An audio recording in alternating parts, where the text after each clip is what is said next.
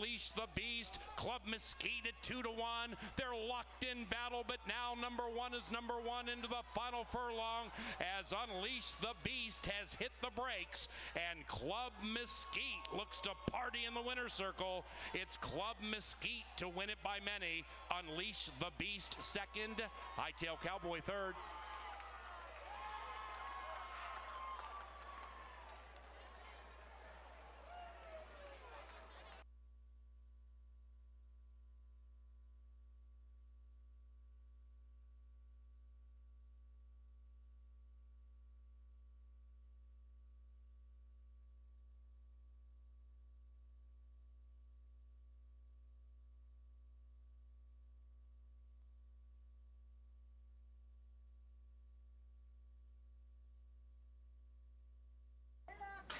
And they're racing, perfect line out of the gate. Swanage looks for the lead to the outside, and Swanage from that 10 spot gets down to the inside and takes the lead by 2. Fast to Fortune also has speed. Right behind that one, Rolling Blackout, Dreaming Biz close. 1,000 Dreams, 5th and 5 lengths from the front. And about the same margin clear from Merlin's Sister. And Naughty Nelly can see them all. Around the turn they go, and they head up the Canterbury Park Barnside, July 3rd, race 3. And leading by 1 is Swanage, and Swanage leads it from Fast to Fortune, about 2 clear from Rollin' Blackout. That one is joined by 1,000 Dreams. Dreaming Biz now finds herself 8 lengths out of it, and 2.5 clear from Merlin's Sister, and still nothing from Naughty Nelly. Into the far turn, Swanage trying to be naughty to favorite players, and Swanage at 5-1 leads the way. Fast and Furious, Rollin' Blackout got a lot of wind support late, down to 6-5, and Rollin' Blackout's right behind the leading 2, and to the inside of 1,000 Dreams. Dreaming Biz shoved on hard, then it's Merlin's Sister, and Naughty Nelly is still last. Fast and Furious attacks Swanage. Fast and Furious to the outside of Swanage, who's resurgent. Outside of that, Rollin' Blackout living up to the hype. Dreaming Biz is finishing fast from 5 out of it, but Swanage is refusing to turn back. Swanage and Rollin' Blackout, the bookenders. Swanage and Rollin' Blackout, nearly a dead heat. That's very, very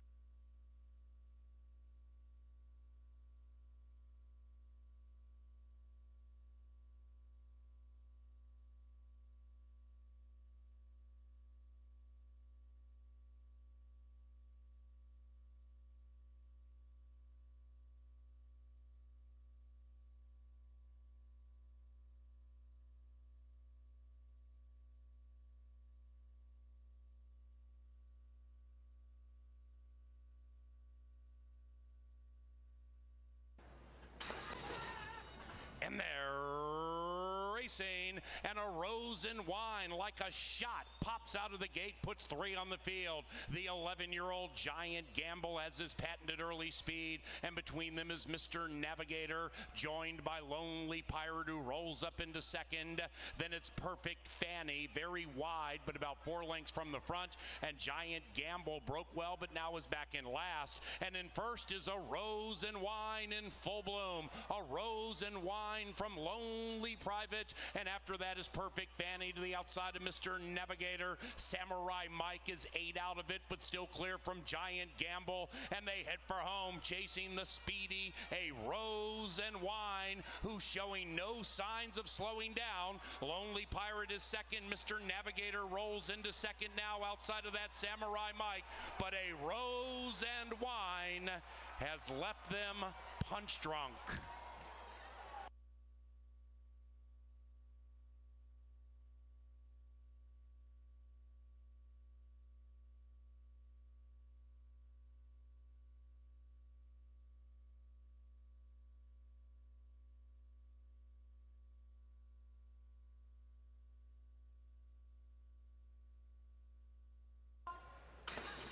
They're racing.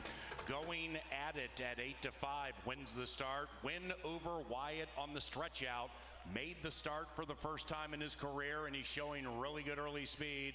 And win over Wyatt and Harry by 1 from Going at it. Cal L Causeway surprises the 5 who's wide. And Ramblin' Gamblin' Man is only 4 lengths behind.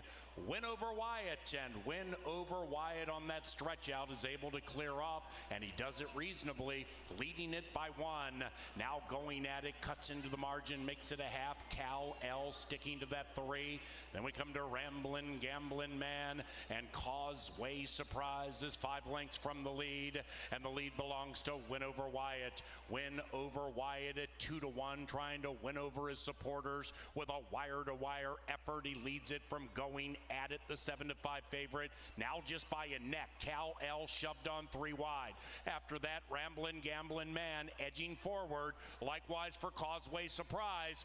5 sardined by 3.5, and they're coming to the top of the stretch, chasing Wyatt. Win over Wyatt, Going at it, Cal L. Ramblin' Gamblin' Man is seemingly full of run, about 2 lengths from the lead, off the heels of Win over Wyatt, and then it's Causeway Surprise, and here they come, chasing Win over Wyatt. Win over Wyatt, that's it for Going at it. He's languishing, and Ramblin' Gamblin' Man now has every opportunity. Win over Wyatt turns away Ramblin' Gamblin' Man into the final 50. It's AC-doocy, and win over Wyatt in a tight photo. It looks like Wyatt wire to wire, but it's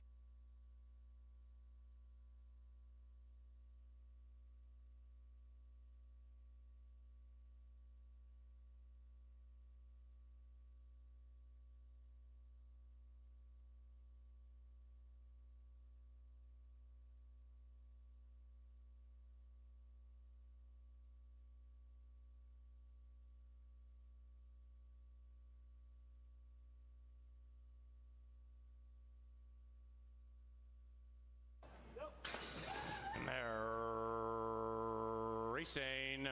Astronomical's being ridden for speed on the wide side, but he's not able to grab the lead at the early stages. Kids Inheritance along with Inesperado, and now Kids Inheritance between runners puts the neck in front, and Astronomical from that 9 spot down in the 3 path, attempting to contest the early lead. Loring Park 5 lengths from it, and Loring Park is a length and a half clear from Tuco Bay, who's in the clear. After that, Bob's All In, and Coastal Waters is only 5 lengths from a dawdling early pace. Kids Inheritance and Eduardo Gallardo makes that pace. Astronomical within a half, and about a length clear from Loring Park, who's guided to the outside by Wade, and is just a length and a half from the front. Inesperado is sequestered. After that, Bob's All In to the inside of Tuco Bay, and Tuco Bay is going to be 3, maybe 4 wide around the turn, and Coastal Waters saves ground, but now 6 out of it. Kids Inheritance looking to get all the bank. Kids Inheritance leads it by a neck. Loring Park is sharp tonight, and between runners, Astronomical. After that, we come back to Bob's All In. Tuco Bay feeling the heat. Inesperado has nowhere to go. Likewise for Coastal Waters, and here they come. On the inside, Kids Inheritance. Tuco Bay. Minnesota Racing Immortalities taking off to the outside. Inesperado's between them. Bob's All In. Inesperado. Tuco Bay. 3 and 5 to the line together. Inesperado.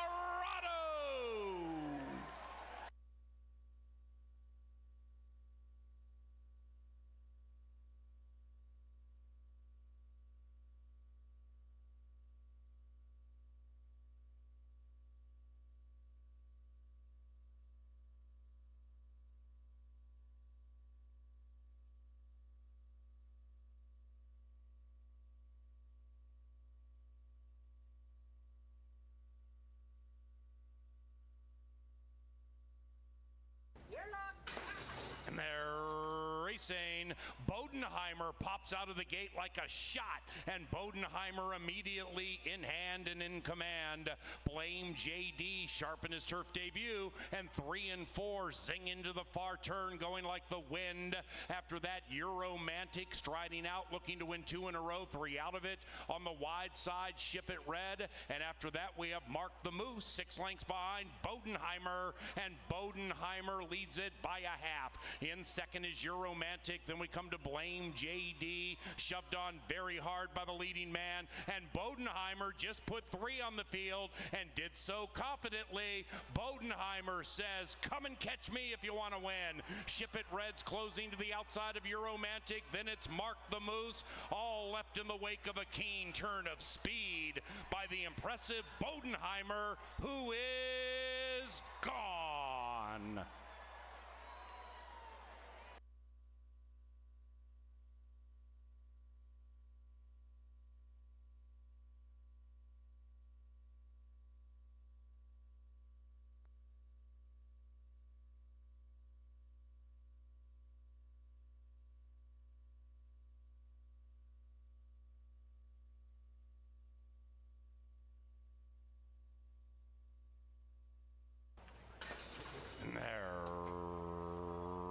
Racing, the 5 off is 1, and speaking of 1, Cannonball coming. That 1 flies out of the gate on the inside.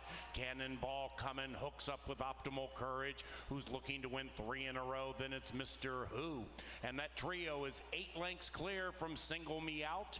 And the 1 in last is Stormin' Hong Kong. And the 1 in first is Cannonball coming, leading it by a head.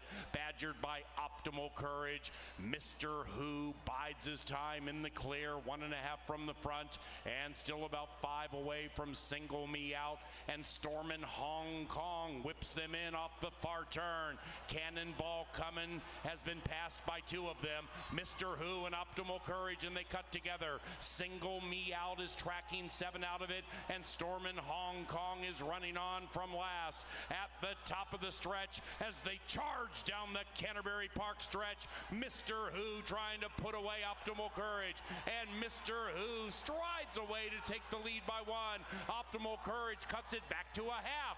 After that, Single Me Out into the final football field. Mr. Who provides Harry Hernandez with a triple.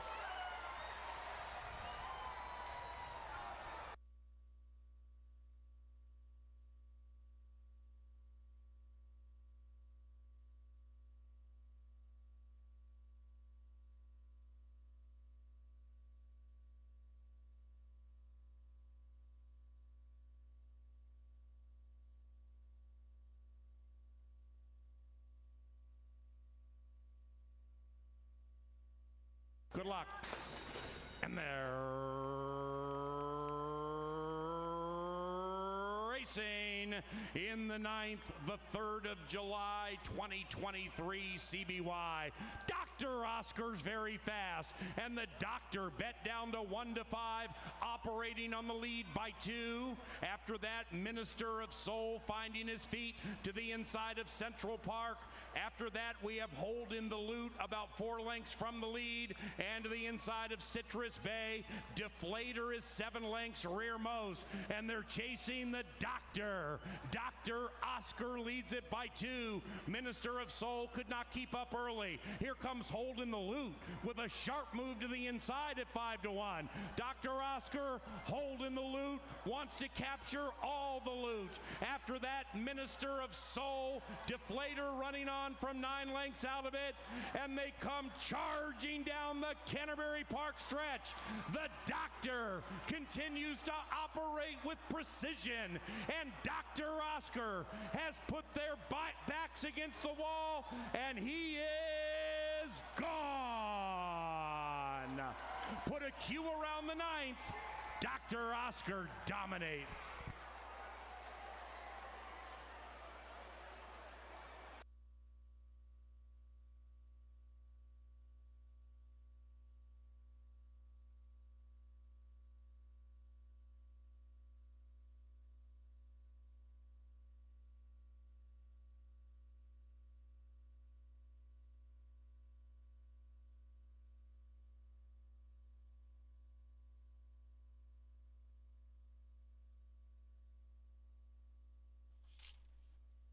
Ladies and gentlemen, please rise as the lovely Susie Brown leads us in our national anthem. Oh, say, can you see by the dawn's early light what so proudly we hailed at the twilight's last gleaming, whose broad stripes and bright stars through the perilous fight o'er the ramparts we watched were so gallantly streaming, and the rocket's red glare, the bombs bursting in air, gave proof through the night that our flag was still there. Oh, say, does that star-spangled banner yet wave o'er the land of the free and the home of the brave?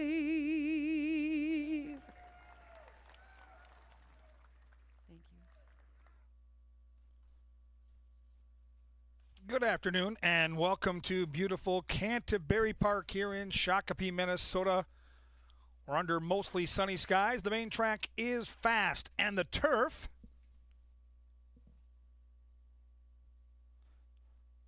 if you'll open up your program, we'll go over the changes on tonight's 8-race card. Starting in race number 1.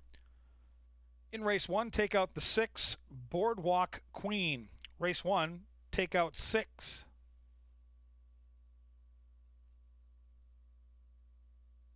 Second half of the double, race number 2, free and clear of any changes. No changes in race 2.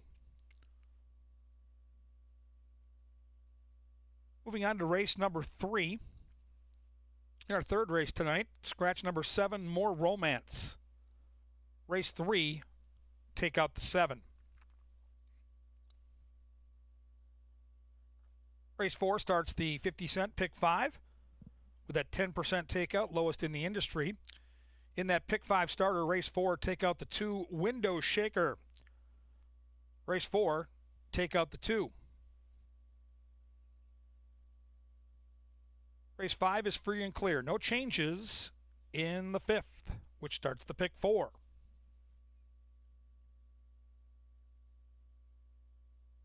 Couple of defections in race number 6. In our 6th race, take out the 3, Moonshine Moxie, and the 5, She's Extremely Hot. Race 6, take out the 3 and 5. Late daily double starts in race 7. There are no changes in the 7th. And in race number 8, the lucky last, our final change. In race 8, take out the 3, Quarantina Bambino. Race 8, take out the 3. Up next, we've got Marilyn from our entertainment team, and then after her, Paul Allen and Angela Herman in the paddock with Today at the Races. Enjoy. And I am here with KFAN Today at the Races. We are back for Saturday night racing, and it is our first night of racing since Monday night when we had our Quick Trip Fireworks Spectacular. It was a great night, beautiful show, and there was about 15,000 attendees, so lots of fun, jam-packed here at the track. Tonight at the races, we also have Canterbury Uncorked happening. This is a separate ticket required, so you can purchase that today by our info booth. And you can sample multiple wines throughout the building. There's 6 sampling stations. It's going to be a great time. And happening tomorrow is unicorn and llama races. So it's going to be enchanting entertainment watching these animals take the track between horse racing. Hall of Fame Day is also coming up July 15th, and we're going to have some great signature stakes races and some new inductees as well.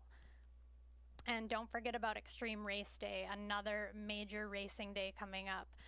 It's going to be a real zoo at Canterbury here with camel, ostrich, and zebra races. A great time for the whole family and wild entertainment. Don't forget about concerts at the park with Killer Queen is our next concert coming up on July 21st. Friday night fun for everyone. Let's welcome our track announcer, Paul Allen, and our analyst, Angela Herman, out at the paddock.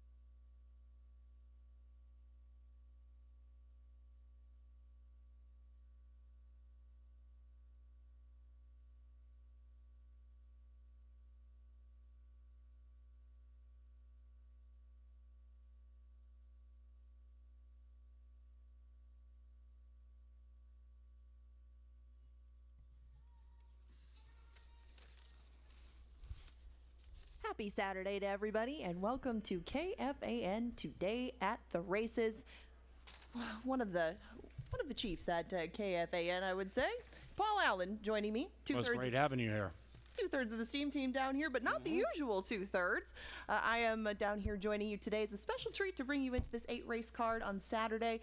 And as a whole, when you looked through these races today, Paul, what impression did you get as far as where you're going to find value in all these 10% takeout wagers that we have? Great having you here. Great handicapping with you. Great being part of the steam team. And, we're at a part of the season now approaching the midway point, going to Thursday racing next week where for like Angela, Kevin, myself, the steam team, we're here every single live racing day. So for those who come out here once, twice, 3 times a season, you're probably going to bet every race. That's generally not the case with me. So like today, there's a horse in the middle of the card that I like a lot, and I'm going to make a big win bet, at least for me, on that horse. But I'm finding the farther we get into the season, no matter if the field is short or if it's a big field on the turf, it's becoming easier to find certain horses at 3, 4, 5 to 1 or higher. They don't always win, but we have those past performances on our surfaces. So that's been okay for me the last couple of weeks. on the other side of it is its favorites win so frequently here. What do you think the number is? Like 50%? Right around there, yeah. Jeff Madej would be the ultimate authority on such things, but he's an abstention. Yeah, and favorites winning at 50% is absurd. That's ridiculous. So therefore, one of the beauties I've learned of this game in the 30-plus years I've worked in it is if you can't adapt, you will lose. So therefore, if my cutoff is like 2-1, 2.5-1, maybe 3-1 for a favorite that I really like, I've lowered it a little bit for some of those horses. So if I'm looking for 4-1, 3.5, 3-1, 2.5-1, I'll still make the same bet because favorites are winning here so frequently that short prices have been en vogue. And good afternoon. Okay, and good afternoon to you. So, I guess back to the original question in the card, where did you find a way to find a horse like that? Or in the middle of the card, is that where you're going to center your focus? Because that's where the crossovers are in some of those horizontal wagers, and is that how you're going to attack it this evening? Well, I don't have pick 5 plans today. Doesn't mean I won't have pick 5 plans. Sure. I can get more into it later. There's a horse middle of the card named Impulsus, who I'm hoping to get a fair price on, a decent little price on. I'm going to make a win bet on that horse. But, like I say, when we're here every single day, we can make bets every single race, obviously, but that doesn't mean we're going to. Now, the closer we get to the race and we get a chance to see what we think will be the actual odds, that could change some things. And that's another beauty of the game. Just like having you here is a treat because of your elite handicapping mind, but it's the only time we get wine. So Angela rolls into the hot tub, and we have Miomi and Kim Crawford, including with Canterbury Uncorked happening today. Several premium wines available to sample throughout the park. Grab a Canterbury Uncorked passport, try them all. $25 tickets available at the track information booth, level 1 by Dave's Faves, and is presented by Kim Crawford Miomi Wines. And there we go. Yeah, check it out. That does require a separate pass.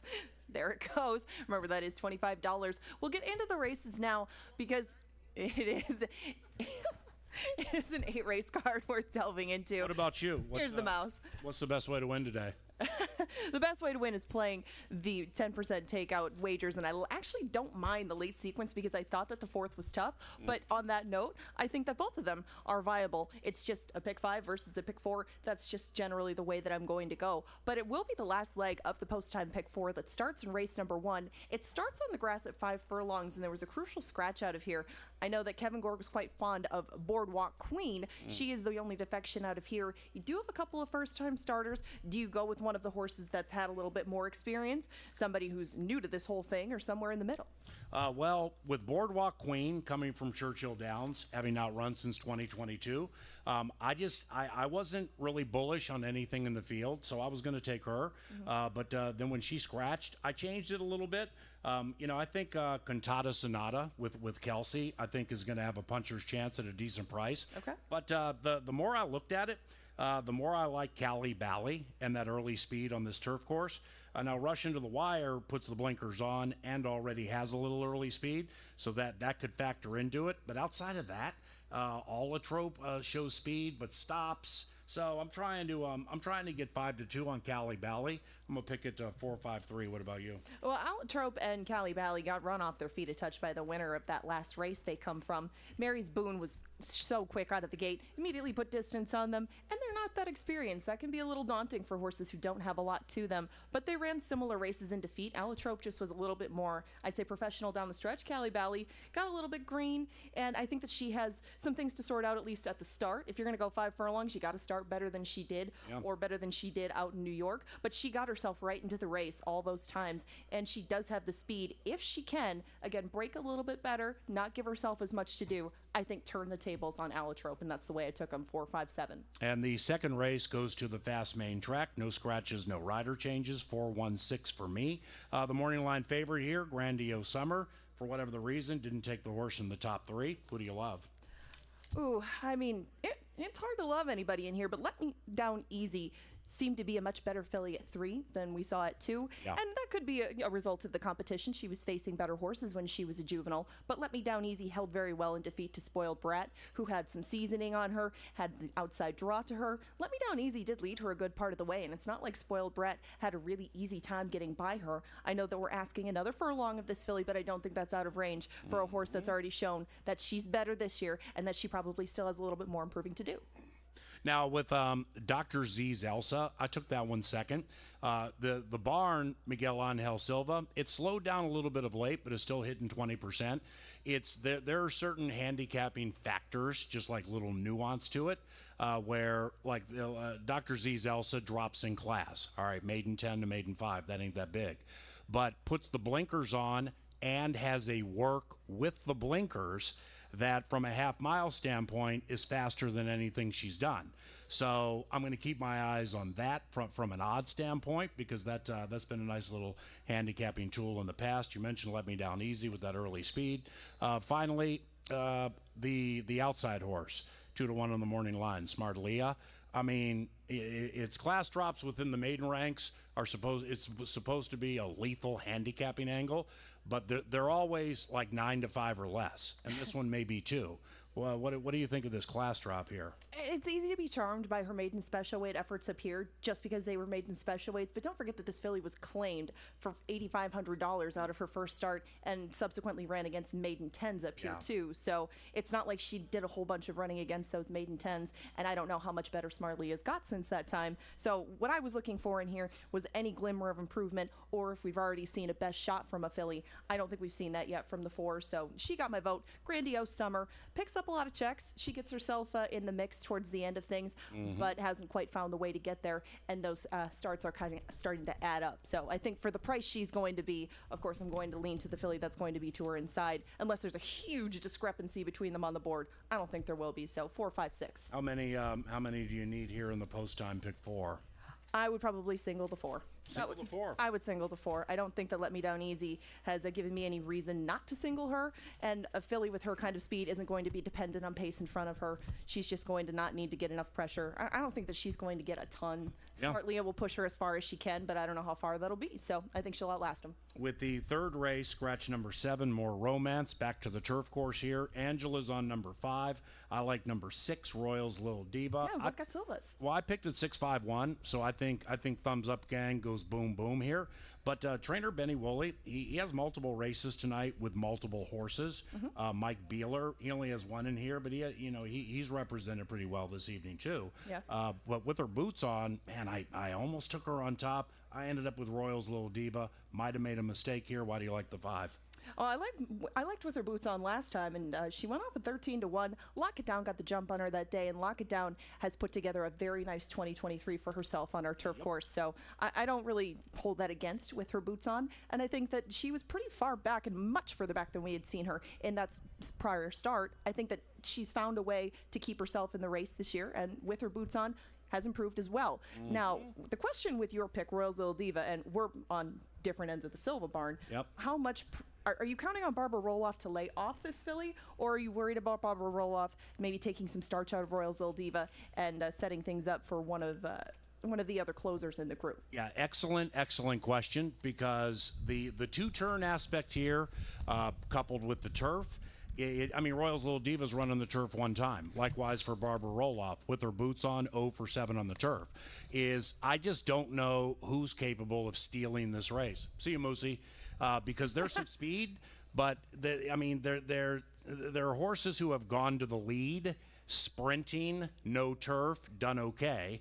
But then there are horses that just strictly come from out of it, like Tantima. Tantima can win the race, and she has no early speed. So I think there could be a theft on the agenda for somebody here.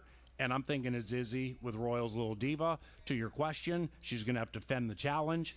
But if I'm picking the 6 and potentially betting her to win, because I think she gets the lead by herself. If she doesn't, then with her boots on or somebody from the back of the pack, I think will win. What do you think? Well, if I had to take a guess, I think there's a couple of rabbits in here, so I don't see anybody getting comfortable or getting clear on the lead. Thus, I do end up with her boots on top. I use Jewel Azul underneath. She is one that gets tons and tons of pieces, but Yep. kind of like we were talking about before, 1 for 29. She'll pay for herself, but she's got to prove that she wants to get back in that winner's circle before I'll jump on board. Race number 4, 5.5, main track, scratch the 2. How did you view this $5,000 claimer and start of the late pick 5? Yeah, beginning this pick 5 here, it all depends on how you want to structure your ticket or if you're playing multiple tickets. I like number 3, Keep a Lucky Day. I don't like Keep a Lucky Day enough to single.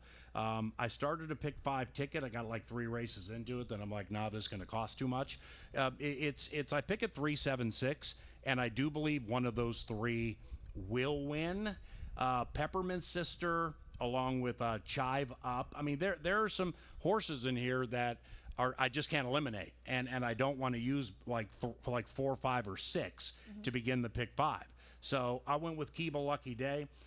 Speed, freshened, which I think is key specifically for a low-level claimer. Get those joints and muscles and everything feeling good. So we do have a class drop, a big deal coming off a layoff, 5 claimers, and 2 for 5 at the distance. And I think the freshening is really going to help this filly with her speed. So I'm hoping to get 5 to 1 on her. I'm a better to win, 3, 7, 6. All right. She and the outside filly Peppermint Sister were both entered in a June 14th race that was called off.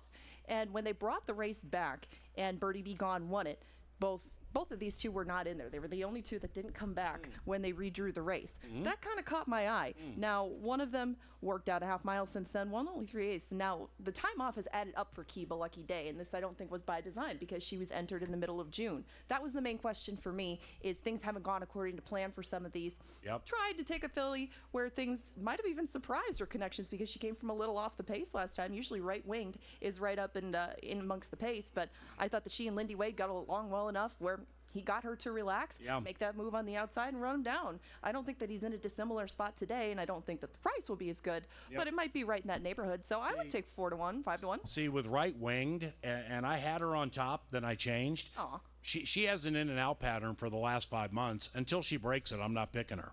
I mean, she won last time, got her head handed to her the race before, had a good speed figure the time before that, fast race, lost by 2. Yeah. Race before that, got crushed. Race before that, lost by a neck. So if she breaks that pattern, then she breaks this part of my bankroll. But that's the big reason I didn't take her. She's just way too in and out for me. Fair enough, fair enough. I thought the pace would be very hot in the 4th, and that does start that 10% takeout. Pick 5, and the late pick 4 starts in race number 5. We go back to the turf course. We go 1 mile, and this was an interesting one to me. There's 6 in here, but we take very opposite opinions in this. Sometimes we agree on a lot. This one we didn't, but you went with the rail horse, Sarge's Sermon, trying to get back on winning track after running second to go for gold. Yeah. Why? Well, Sarge's Sermon is sharp and not winning all the time, but shoot, I can go back to February of this year, second, first, second, fourth, third, first, second. So yeah, I kind of feel like I know what I'm going to get from this guy, specifically at this $10,000 claiming level. So that's what landed me on Sarge's Sermon. Plus, we have a turf win here. I pick at 1-2-5 with Zaffa. The fact that he gets Jermaine Bridgemahan, really elevates the horse for me. Jermaine is a talisman on this turf course. The 1 for 16 on the turf and over 11 on the turf at the distance, that kind of pushed me away from Zaffa a little bit. Ghost Strategy can steal this. Now, I went back and watched Ghost Strategy's race, and it was his turf debut. And they started passing him en masse, probably with about 250 to go. But he was very green and just uncertain about what he was running on with the turf, yet he was very fast. Now, the fractions, aren't anything about which to brag, but he did go 23 in that middle quarter and got 111-2 for 3 quarters. So, and Roman stays aboard. So I think Ghost Strategy is really, really going to improve in his second on the turf. I'm definitely going to use him in the pick 5 if I play it. But I'm going to take Sarge's Sermon. Very, very sharp right now, and I just know what I'm going to get from him from slightly off the pace. 1-2-5. Okay, well, I like the angle on that, definitely, especially at a price. I did take Zaffa on top. I know it's not the normal kind of horse that I would take. I know that he's 2 for 31. You got but Jermaine. I got Jermaine, and he was just claimed out of his last start. Tony put 2 in here, 1 on a class drop, 1 off a claim, and these are the 2 that I'm going to use to try to get through these sequences. Just because Zalfa has done most of this work, and yes, those 11 pieces to go along with those 2 wins against just plain old classier turf horses. I mean, further back in his career, he was just against some tough company, and his last turf race was pretty good. I wouldn't be surprised if they try to make a middle move with Zaffa, because I don't see a ton of pace in here. Agreed. Maybe get him so far in front that he just can't stop and wait on a horse or anything like that. I wouldn't be surprised if he did that. I wouldn't be surprised if his stablemate ran him down, but I think that those are the 2 most likely possibilities. So 2, 6, and 1 in the 5th and the start of the late pick 4. And with Zaffa, he last was ridden by Harry Hernandez, who isn't riding today.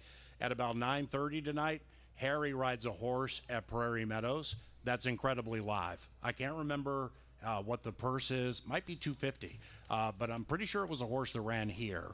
And so Harry's not here tonight. If you're around here at 9:30, take a peek at that Prairie Meadows feed and see what's going on with Double H. Okay. Keep an eye on Double H, our meets leading rider. And we do scratch a couple out of race number 6. They go a mile on the main track. These are fillies and mares. Please take out the 3, Moonshine Moxie, and the 5, She's Extremely Hot. These 2 scratches, I think, changed their race more than any other scratch really changed a race on the card. Yeah. And that shifted things around a lot for me in race number 6. I ended up on Brahms's Who. I don't do it with the most conviction, and I don't think that you're going to get the value that you normally would on her. But you like Impulsus, and I'm intrigued as to why. Well, Impulsus is, I wouldn't call her a speed horse, because she's gone to the lead and she's been able to win what we would call wire to wire. The thing about Impulsus, when I watch back a couple of her races, is I don't know the trainer Ryan Kenny, so I don't know anything about this filly. I'd be shocked if she doesn't hate being on the inside. She is a different animal when she's outside of horses. And there have been a couple of races that I watched where she was inside, like last time, breaking from the 1 hole, and it was completely different than what I saw when Derby Glass rode her, and she made a 3-4 wide bid. If you go back to April at Turf Paradise, she was 3 and 4 wide. She ran a good second. The bottom line is this filly's on the outside, and it's just apparent to me from afar she doesn't like being on the inside. So it all depends on what kind of odds we get here, but I am betting number 6 to win. I pick it 6-1-2. It looked like there were a couple of difficult mounts in here. Impulsus, and She's Extremely Hot. Not the easiest fillies to ride, I'm sure, but I thought they were both pretty live in this spot. But Brahms's Who, you know what you're getting with her, and you know that this is probably her friends, and that she can handle really whatever distance is thrown at her, as long as she has some semblance of pace and doesn't have to lead them the entire way. That just doesn't seem to be her MO. Race 7 is on the turf. Race 7 has some pace to it, but you end up on the rail horse Schmooze, I'm sure, hoping that he will stay close. This one was very interesting because some of these have shown speed in the past, but nobody's much of a devoted front runner except for Little Red Rifle on the outside. So in the 7th, do you take him to try to go all the way, or do you think that somebody jumps up and maybe turns back the clock to show some speed that they have in the past? Yeah, you laid it out beautifully. Because Little Red Rifle, I'd be shocked if he's not leading at the top of the stretch. But I picked him second. I picked at 164. In watching back the King of the Kids race with Runaway Ready and Schmooze, now Erica did a wonderful job on Schmooze. I mean, it's in watching it. She pushed the button. She was on a live horse at 10-1 for Brucey. And, I mean, all systems were go to win that day. And, by the way, King of the Kids, I'd say, would beat the majority of this field 8 out of 10 times. So, therefore, they both come board certified and Schmooze come out of that nice race. The thing with Schmooze is it was apparent for, I'd say, a 16th of a mile, 100 to, say, 175 yards. When Schmooze was between horses, he didn't like it. I mean, because he shot up in between horses, then just stopped and kind of hung out with his friends, and then re-broke and finished strongly to almost win the race. So, obviously, we have no idea what kind of ride we're going to get here on Schmooze. Erica did a perfect job last time. Nothing she could do about not being between horses. And coming from the inside would be a little different compared to coming from the inside. So Schmooze is incredibly sharp right now. And I think Schmooze is going to win from slightly off the pace, 164. Why you like board certified? Oh, I thought it was a great ride by her. And board certified, even though he was behind her a little bit early, got himself into the race Yes. towards the middle, Yes. towards the outside. And I thought he was really making a run at the leader. And then he dropped down to the rail. And he didn't have anywhere to go for a minute. And then it opened back up. But I think he just stopped his momentum enough where board certified couldn't quite pick it back up. Now, I don't think that Alonso Quinones is going to let Little Red Rifle put this field Agreed. to sleep. So Yep. I think that he might be breathing down that one's neck, get the jump on Yep. a Schmooze, get the jump on I'm Noble. I'll be interested to see what Yip Yip Kip brings up to this turf course, as the 2 times that he's tried it in the past, he's been against much different company. So he's an interesting possibility, but What's the horse's name? Yip Yip Kip. What a metaphor. Anyway, continue. Okay, how was I supposed to continue? Hang Or on, three one. people understood what I said. We have wine. Okay. Yeah. Yeah. But Yip Yip Kip gives us wine bottles that are empty. So thus, Yip Yip Kip. Yeah, notice how he disappeared. Board, I know. Board Certified's races down at Gulfstream. He took the 3/4 that was left in the rest of the wine and went and hung out at Old Chicago. Went and hung out at that place by the by Chip's Bar, having sips at Chips. It was little, You know, not old. with board certified is when the horse broke slowly, Adamar Santos did not rush the horse to get in the race like a lot of jockeys do. He did it in the middle of the race. Yeah. You know what I'm saying? So that's kind of a sneaky, weird move right there where the horse had a right to get tired Yeah. and did. And now with Q, I mean, I think you make a really good point there. Well, the compilation of his races down at Gulfstream and even that race at Tampa, I thought would put him in at least range to be in the winner's circle Yep. of this. And he was closer to the pace in most of those. I think he will be today.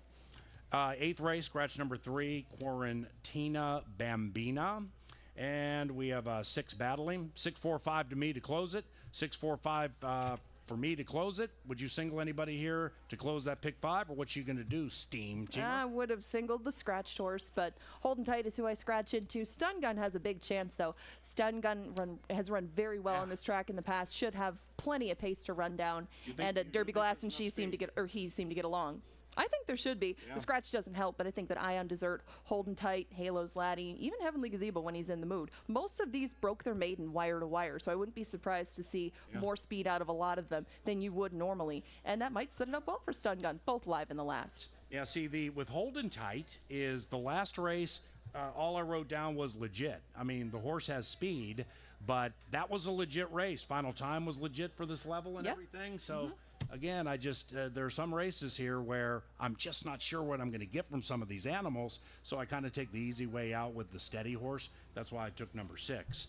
Now, next week, we have 4 days of racing, Wednesday, Thursday, Friday, Saturday. Killer Queen is on the horizon performing at Canterbury, and you can get all that information. Not Friday. Excuse me? Not Friday. Not what? Wednesday, Thursday, Saturday, Sunday. Wednesday, Thursday, Saturday, Sunday. Killer Queen on Friday. CanterburyPark.com for information on that 4-day piece. And for Angela and Paul, thank you very much for coming out to the racetrack. Best of luck, everybody. Bye-bye.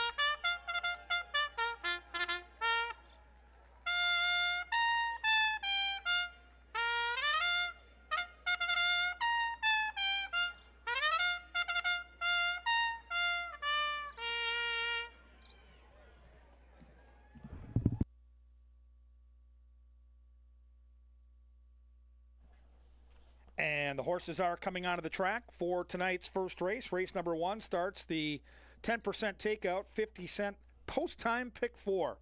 Play that pick 4 right here along with Win Play Show, Exacta, Trifecta, Superfecta, and the $1 Daily Double. Main track fast, turf course firm. In the first race here, we scratch number 6, Boardwalk Queen. After the post parade, I'll be ready to go with a pick 4 ticket for you. Stay tuned.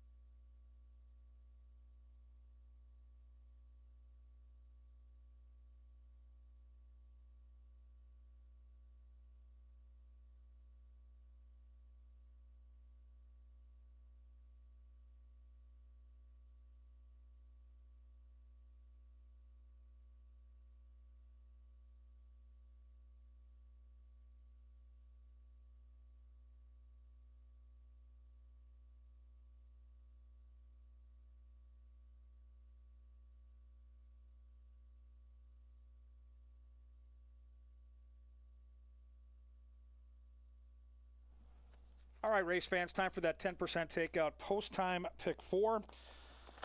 You know, in this first race, probably a 2-horse race as you look at the betting, but I did not want to get beat by a first-timer that I thought had a chance. So, yes, the 4 and 5 are in there, but I thought the 7, Inari, was sneaky enough. Not taking money right now at the windows, which I never like with a first-timer. But Mike Beeler, Carlo Lopez, I'm not going to let them beat me, so I've got to go 3 deep here with the 4, 5, and 7. Leg 2, I think it's 2 horses. The 5 and the 6, those will likely be your top 2 choices. Then in race 3, we'll spread it out with 5 and 6 again with their boots on. And Royal's Little Diva. Royal's Little Diva, 6-1 morning line, I think has a real shot here if she can work out a trip. She's interesting. So likely going to be some lower prices early. We're going to need a little bang for the buck late. I think race 4 might be the best betting race on the card. I'm going to use 1, 4, 6, and 7. The 6 is 10-1. I've got that horse second. The 7, my top pick, is 7-2. So there is value in that 4th race. So 4, 5, 7 here in the first. With 5, 6, with 5, 6, with 1, 4, 6, and 7, it's just a $24 bet. These pick 4s have been paying hundreds, sometimes thousands. But you can't win it if you don't get in it. 10% takeout, post-time pick 4, and race 1 take off together in 3 minutes. Good luck.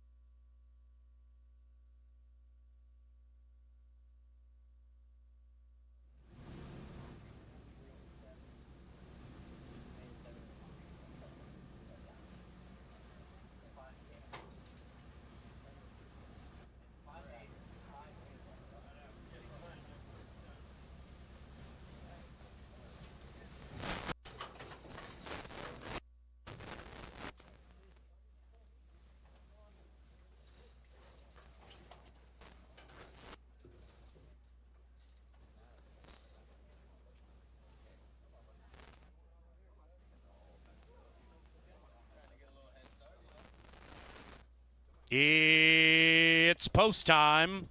Post time for the first at Canterbury Park. Inari goes in.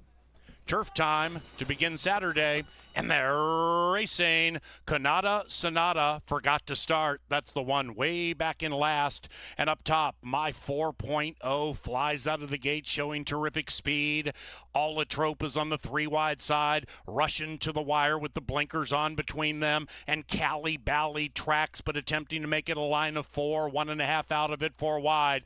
Then it's about 9 back to Inari, and a recovering Kanata Sonata. They approach the top of the stretch, and here comes Cali Bali. And Cali Bali bet down to 7 to 5. Gallops to a 2.5 length lead. My 4.0 watches this equine scholar run away. Then we come to Allotrope in third. From the back of the pack is Inari, all chasing in vain. It's Cali, it's Bali, it's Daylor Betios Lopez crushing in the lid lifter.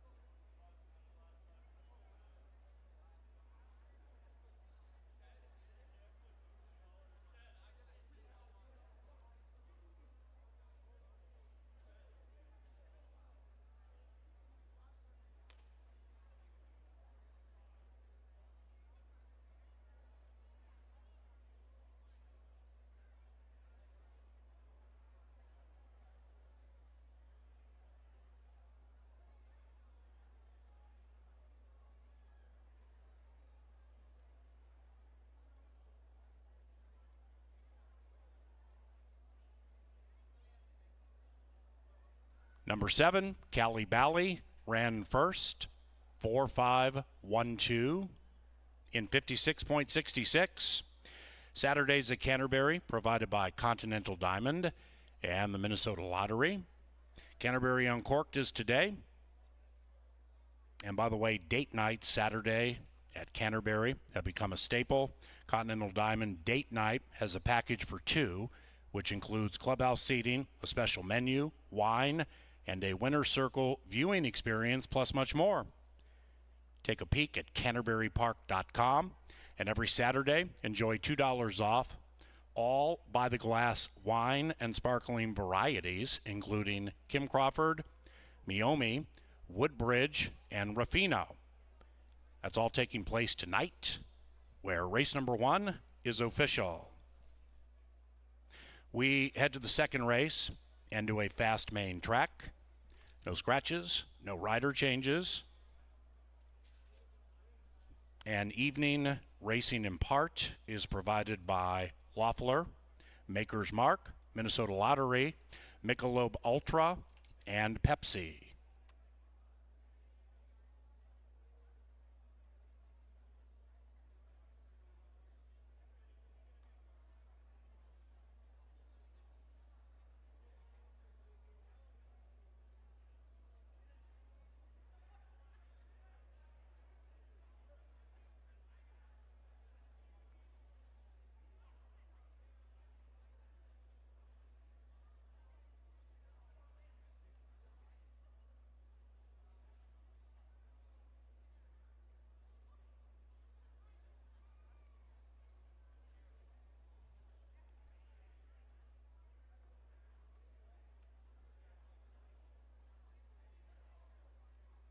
Now entering the winner's circle, Cali Bali and Daylor Barrios Lopez. The winning owners, Barry and Joni Butzo of Eden Prairie. And the winning trainer, Cody Rosine. Our first of 8 winners in the winner's enclosure. Behold, Cali Bali.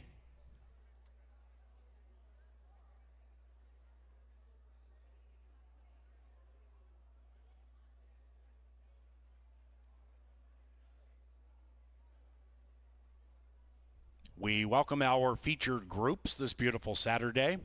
The Kuklinski Party, the Charbobo Birthday, Man's Day at the Races, Lauren's Birthday Bash, and Tracy's 40th birthday party. And Tracy's 40th birthday party. And Tracy's 40th birthday party. Race 2 in 20 minutes.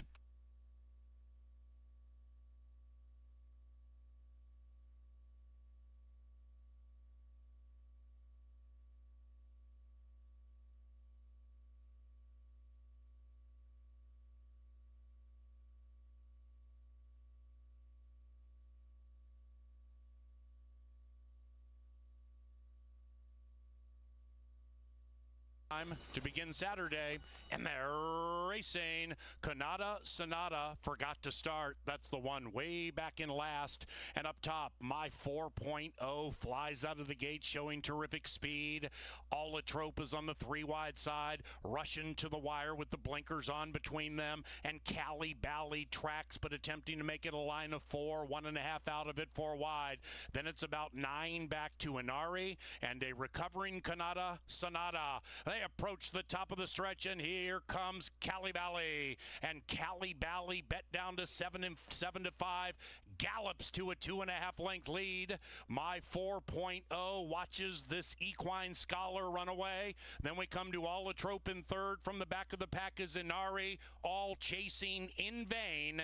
It's Cali, it's Bali, it's Daylor Barrios Lopez crushing in the lid lifter.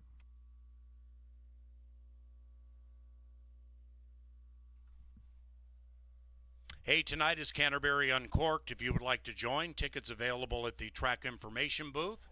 That's level number 1, right next to Dave's Faves, the most reliable tip sheet in the history of tip sheets. But first, stop by the First Level Information Center, pick up some tickets for Canterbury Uncorked. You will not be unhappy.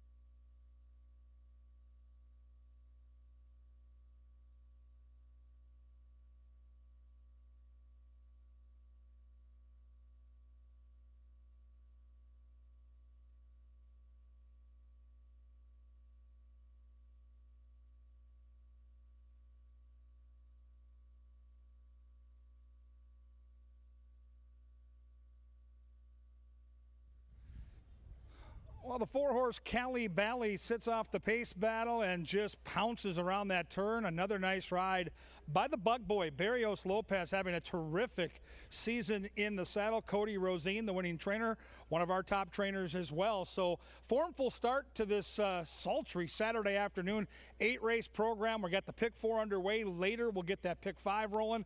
And the race that bridges those two wagers together, race 4, maybe the best betting race on the card. Super fun wagering endeavor is race 4. But let's get there by picking some winners early on the card.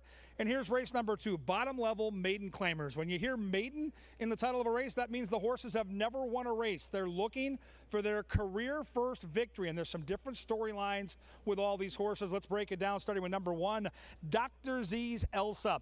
Barrejas gets the call for Miguel Angel Silva. The first thing that stands out is we got a good jockey and a really good trainer, and it's a good combo. Now, the horse has had some chances at Sam Houston, Lone Star, and Canterbury, and in a couple of those races, she's been pretty competitive.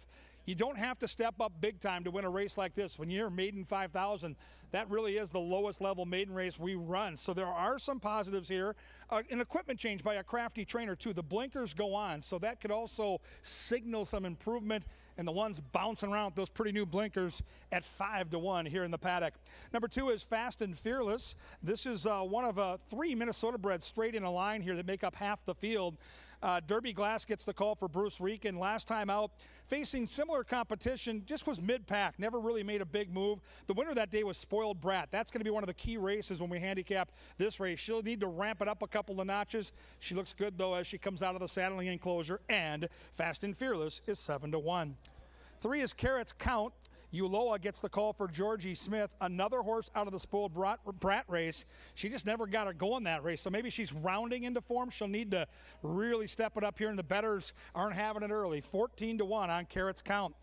Angela Herman looks to sweep the double with her picks today, and she's got Let Me Down Easy with the Bug Boy. Uh-oh, there's the Bug Boy again. He's so good on the front end. We'll see if he can steal away. He's got early speed. He's got Mikey Beeler doing the training, and she will be flying early. So we'll see if Let Me Down Easy can take him flag fall to that's all. She is taking serious money at the windows right now, 2-1. What do we do with the 5? Grandiose summer for Gabrielle Silva. Zeke Laura, the pilot, she's got the best speed figures. She's done the most in terms of experience. It looks like this is a race that's tailor-made for her to win. Then you look down and see 0 for 15. Yikes. She absolutely is the horse to beat. She's raced 5 times at Canterbury, 2 seconds, 3/3. So I can't build an exacta or a trifecta without her. But at below 2-1 at 0 for 15, we're supposed to try to beat this horse. Listen, she likely wins the race, but I'm going to try to beat her with the horse to her outside. I'm going to try number 6, Smart Leah. Reyes gets the call for Kentucky Derby winning trainer Chip Woolley. Now, the horse has done nothing lately. Beaten by 16 and beaten by 28.5 lengths in her last couple of starts. But Chip Woolley knows what he's doing. And he puts the horse down in class here, and it's as big a drop in class as you can have. You ever played chutes and ladders if you're an older guy like me back when you were a kid? This is all the way down the chute. We climb the ladder, now we drop down the chute from maiden special down to maiden 5, outside attack post. I think she's got more speed than she's been showing, and I think she'll be in the race here right from the bell. I'm going to trust Chip Woolley, and I love the way the horse looks, so I'll try the outside marker at 5-1. These are fillies and mares at the $5,000 maiden claiming tag. They're going to travel 6 furlongs. When you're wagering today, skip the lines. Download the First Bet app. Super easy to put money in, even easier to take that money out when you win. The First Bet app is the preferred app of all of us in the press box. Get those wagers in. Try that First Bet app. Race number 2 coming up. Race number 2 coming at you next.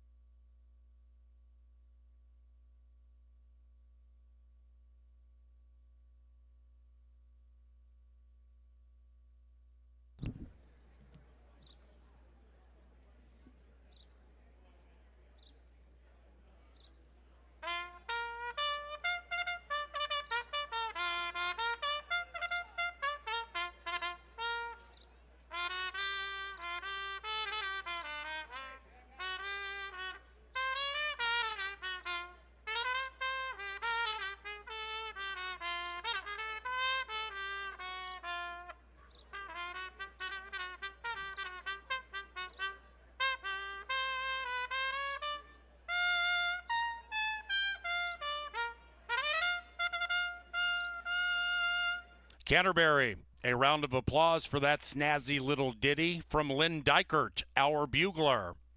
Thank you, Sir Leonard Dykert. Well done. Fast main track, no scratches. Race 2, courtesy of Apple Autos, the official vehicle supplier to Canterbury.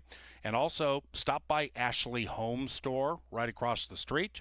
Not only discounts available for Canterbury customers, but you have an opportunity to win their top-selling purple pillow. That's Ashley Home Store right across the street.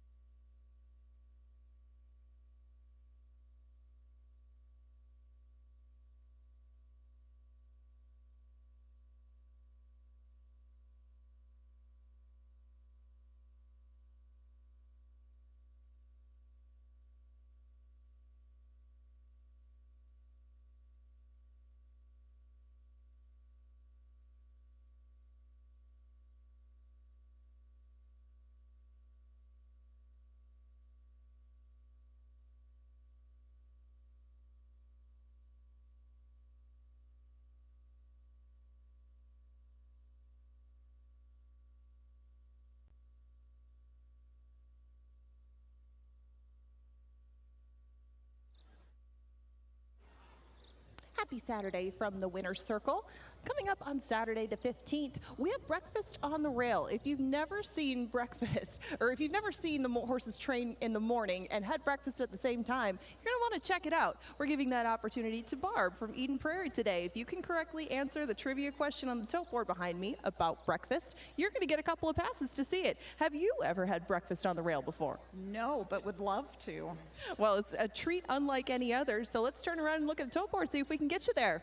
Today's breakfast trivia question is, what are the names of the 3 cartoon mascots of Kellogg's cereal Rice Krispies?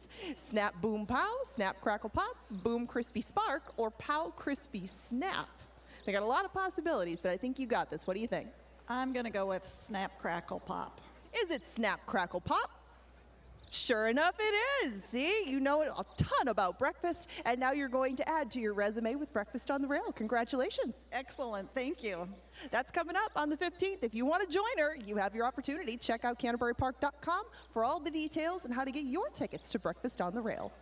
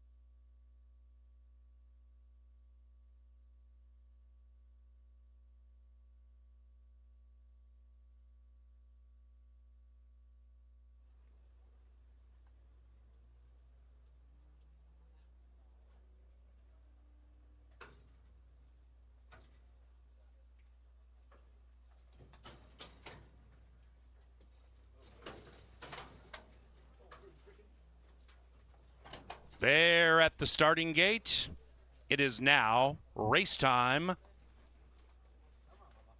Grandiose Summer. Even money. Second to last in. Smarlia, last in line.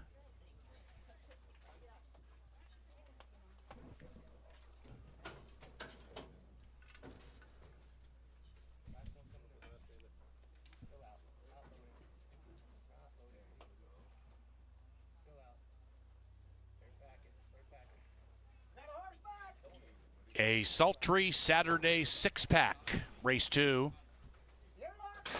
And they're racing. Let Me Down Easy came out of the gate like a rocket ship. And Let Me Down Easy immediately puts 4 on the field. After that, Fast and Fearless revving up to the inside of Smart Leah, who is to the outside of Grandiose Summer, the favorite, 5 from the front. After that, Carrots Count and Dr. Z's Elsa is in last and 12 lengths behind. The Tearaway Speedball, Let Me Down Easy, and the filly is fast, leading it by 6 off the far turn. And she has 3 in tow, second, third, and fourth behind her. Fast and Fearless, Grandiose Summer still between them. Smart Leah beginning to feel the heat. Carrots Count running on from behind. Likewise for Dr. Z's Elsa. But now, Let Me Down Easy has an 8-length lead. Let Me Down Easy and Delor Betios Lopez trying to sweep the early double. Let Me Down Easy has slowed down to a walk with a 5-length lead. Grandiose Summer looking to capitalize on the inside. Carrots Count trying to run her down on the outside. Let Me Down Easy looking for a place to go to bed, and Grandiose Summer will reap the benefits. Grandiose Summer from the back of the pack to the winner's circle. 5, 1, and a photo.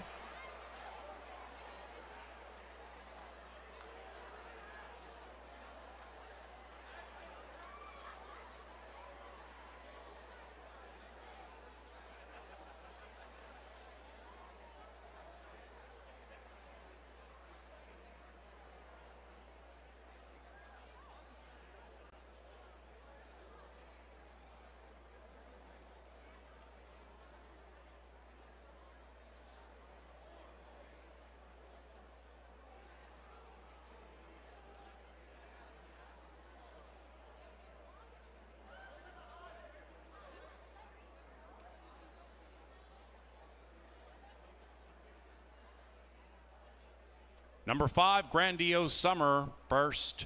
1, Dr. Z's Elsa, second. Photography for the rest. 6 furlongs, 114.94.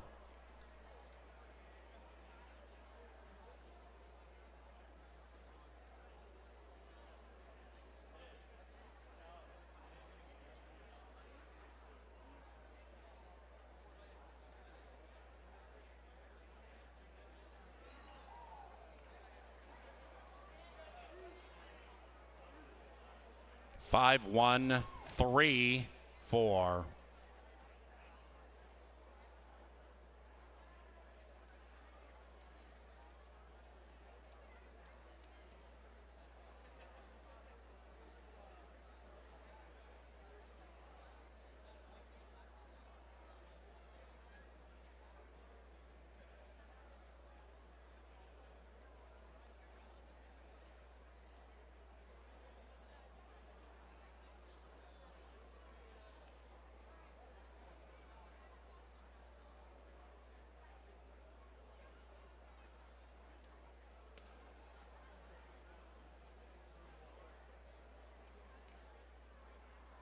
The second race official, a favorites filled double, $4.50.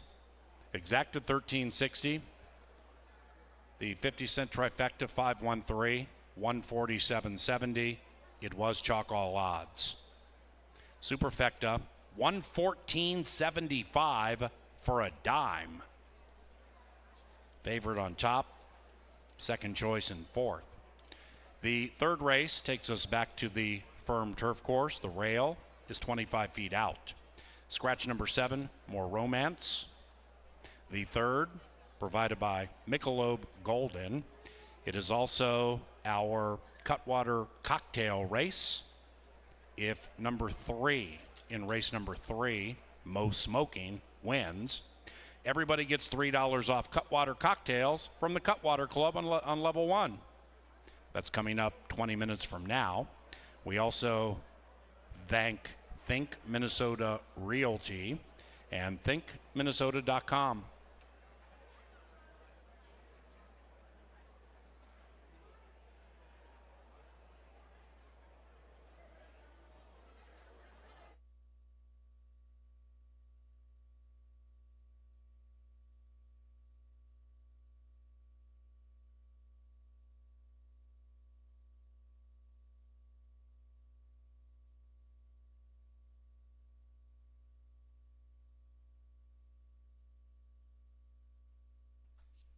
Now in the winner's enclosure, Grandiose Summer and Ezekiel Lara. The winning owner and trainer, Gabriel Silva. 3 victories for G. Silva the last couple of racing weeks. Race number 3, 23 minutes from now.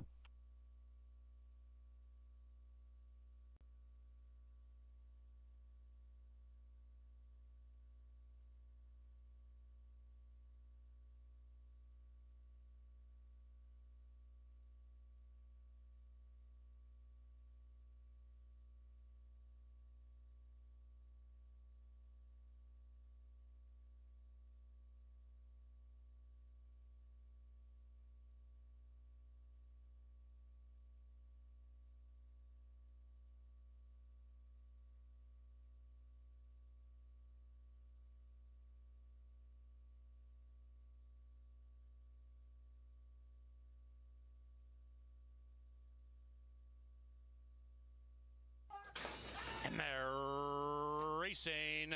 Let Me Down Easy came out of the gate like a rocket ship, and Let Me Down Easy immediately puts 4 on the field. After that, Fast and Fearless revving up to the inside of Smart Leah, who's to the outside of Grandiose Summer, the favorite, 5 from the front. After that, Carrots Count and Dr. Z's Elsa is in last and 12 lengths behind. The Tearaway Speedball, Let Me Down Easy, and the filly is fast, leading it by 6 off the far turn, and she has 3 in tow, second, third, and fourth behind her. Fast and Fearless, Grandiose Summer still between them. Smart Leah beginning to feel the heat. Carrots Count running on from behind, likewise for Dr. Z's Elsa. But now Let Me Down Easy has an 8-length lead. Let Me Down Easy and Delor Betios Lopez trying to sweep the early double. Let Me Down Easy has slowed down to a walk with a 5-length lead. Grandiose Summer looking to capitalize on the inside. Carrots Count trying to run her down on the outside. Let Me Down Easy looking for a place to go to bed, and Grandiose Summer will reap the benefits. Grandiose Summer from the back of the pack to the winner's circle. 5, 1, and a photo.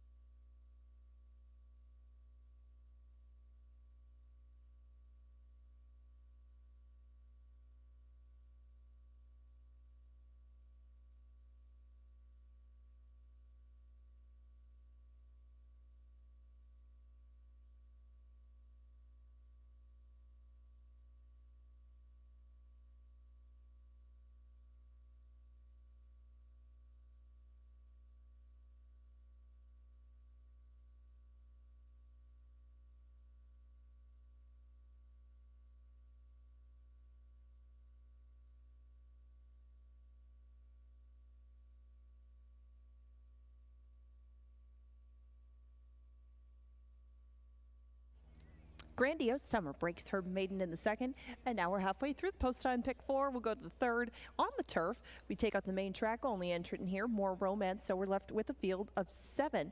And I thought a very balanced field of 7 from a pace standpoint. And right in the middle of all that, probably running mid-pack, should be Jewel Azul. Jewel Azul is going to make her 10th start over this turf course. Yet to hit pay dirt, but she does have 3 seconds and 3/3. And Jewel Azul, like I said, should be in close range of the pace, you would think. Taylor Barrios Lopez is going to take over on her, as Harry Hernandez is in Iowa for the night.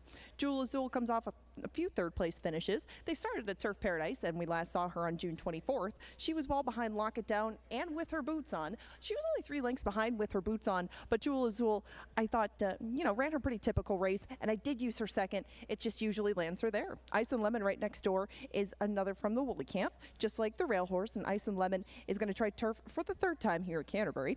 Her first 2 didn't go so well, but she showed some speed, and you would expect that coming out of one-turn races on the dirt. She's just got to step up her game, and she's also a 3-year-old taking on some older horses, so some obstacles here, but the price should be right. Right now it's 10-1. 4-1 on Most Smoking, who looks to put wins back-to-back. That was a nice ride by Eric Merg last time around. She drew up by almost 2 lengths at odds-on. That was her first win in her first foray into maiden claimers. It worked. They're going to finally get her on the turf course. They have tried 4 times in the past to run Most Smoking on the turf, and all 4 times it has been washed off. Most Smoking does have a pedigree to be good at a lot of different sort of stuff, and this should be right in her wheelhouse. 4-1 is pretty fair on her. I did use her in the mix, but Most Smoking is going to take on winners for the first time. Always a challenge. Tantima ran 4th last time in the aforementioned race where Jewel Azul was 3rd on June 24th. That was the first time we've seen her since November. Tantima probably needed the race, had every right to get tired at the end of things, but I don't know how much pace she's going to get. That was the question. It'll depend on Royal's Little Diva, it'll depend on Ice and Lemon, and it'll depend on Barbara Roloff. The more the better for Tantima as she looks to put her 2nd win in line in start number 10 on our Canterbury turf. The price is 2-1 on her and on With Her Boots On. This is the way that I went. This is the way that Kevin Gorg went, and she has put in very, very good races since coming up here from Remington Park this year. In her 5-year-old debut, she was much closer to the pace than we're used to seeing her, but With Her Boots On has shown more versatility in recent times, and I think that it would suit her well probably to stay within range, maybe not as far back as she was last time, but a lot, again, will depend on the outside runner. And With Her Boots On does get a stablemate with some speed, too. That's Royal's Little Diva next door, and that was Paul Allen's pick, and she is 11-1 right now. Royal's Little Diva is going to go 2 turns again on the turf. That's what she did last time, and she was in that aforementioned Lock It Down race. Jewel Azul ran 3rd that day. With Her Boots On, her stablemate passed her up, and Royal's Little Diva didn't have much of a response. It was her first route race in a while. I'll give her that, but I don't think that she's going to be a lollygagging on the front end, and that's because of the 8, Barbara Roloff. Both of these 2 are 11-1. Barbara Roloff is pretty quick, and she comes off a 5.5 furlong race on the main track. She showed speed for a few furlongs. She got tired. That's fine. We'll see if she'll stretch her speed. If somehow she can shake loose of the 2 to her inside, Barbara Roloff could get very cozy on the front end. That's a big if with all 3 of them, though. With the presence of each of them in here, I opted to go another way. That's how I end up with Her Boots On in the 3rd. If you want to bet on this one, you can do dollar pick 3s. You can do doubles, exactas tries, 10-cent supers. Go right ahead. You have 9 minutes to put in those wagers. Again, scratch a 7, a field of 7 headed to the track. Good luck.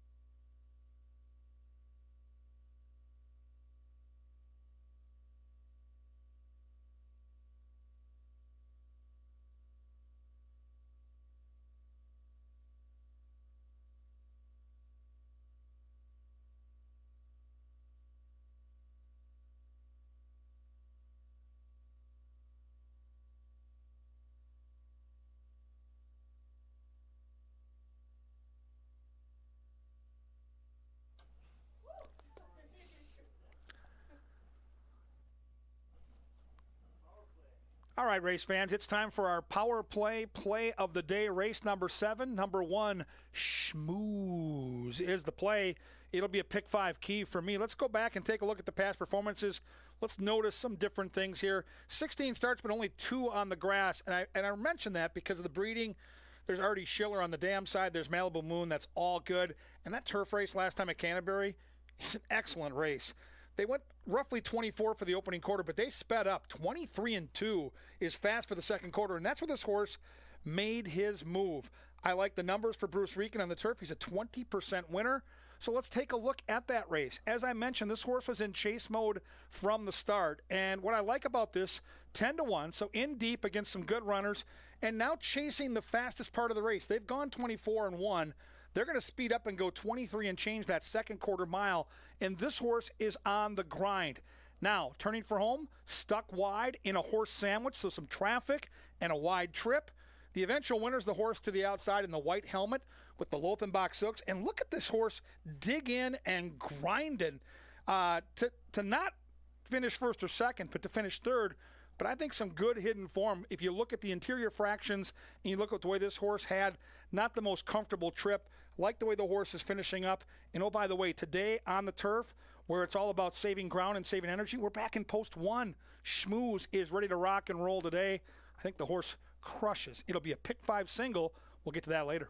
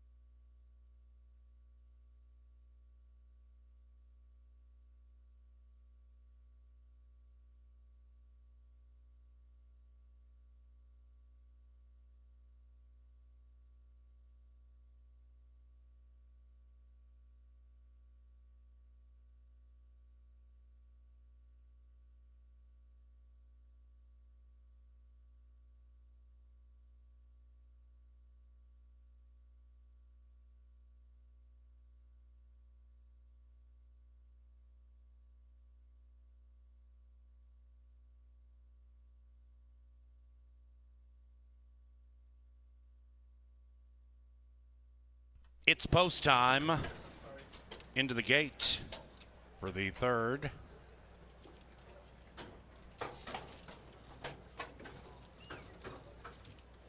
Barbara Roloff, Weston line.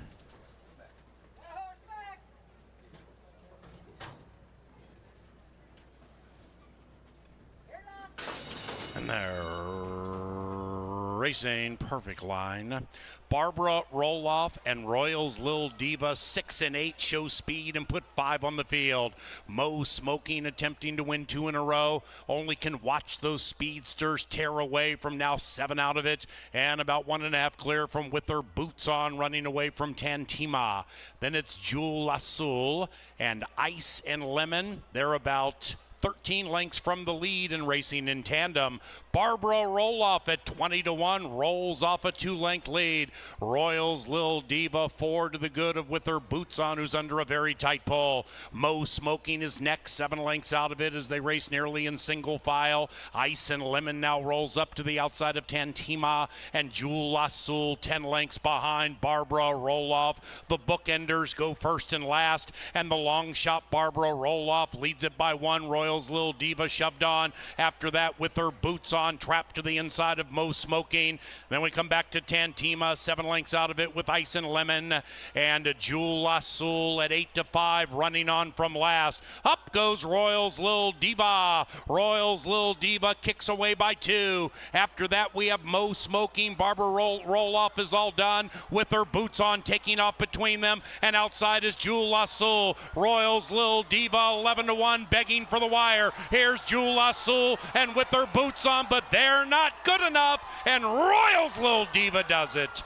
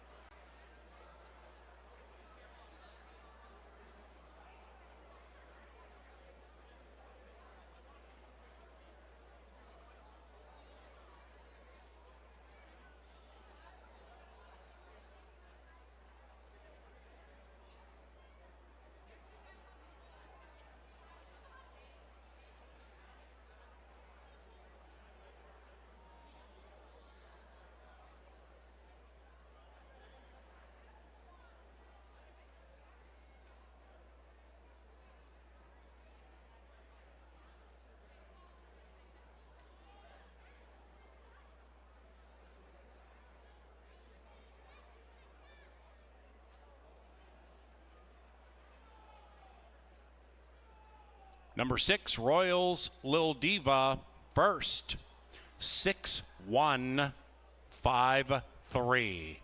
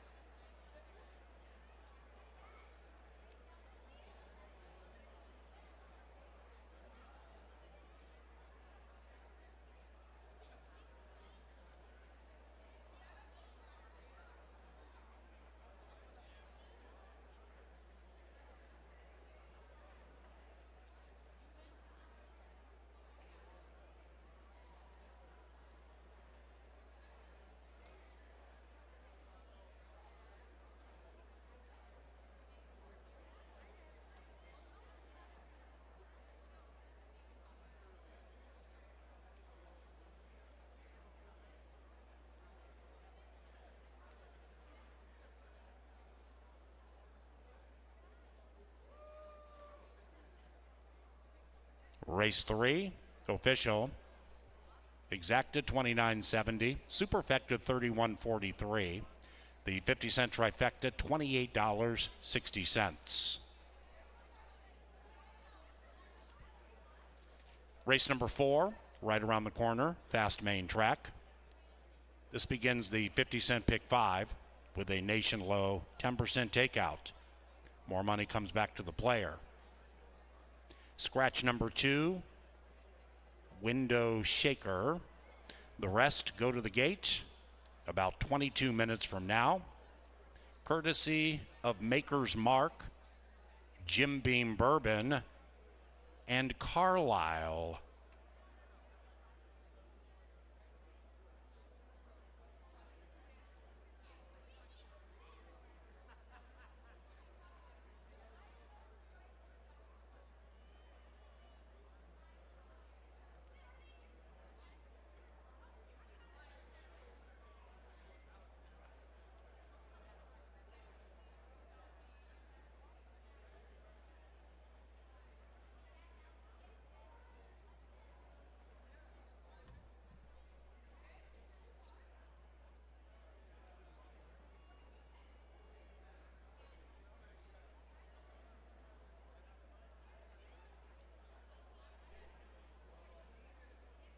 Race number 3, the Bees Orchid Purse, goes the way of Royals Lil Diva.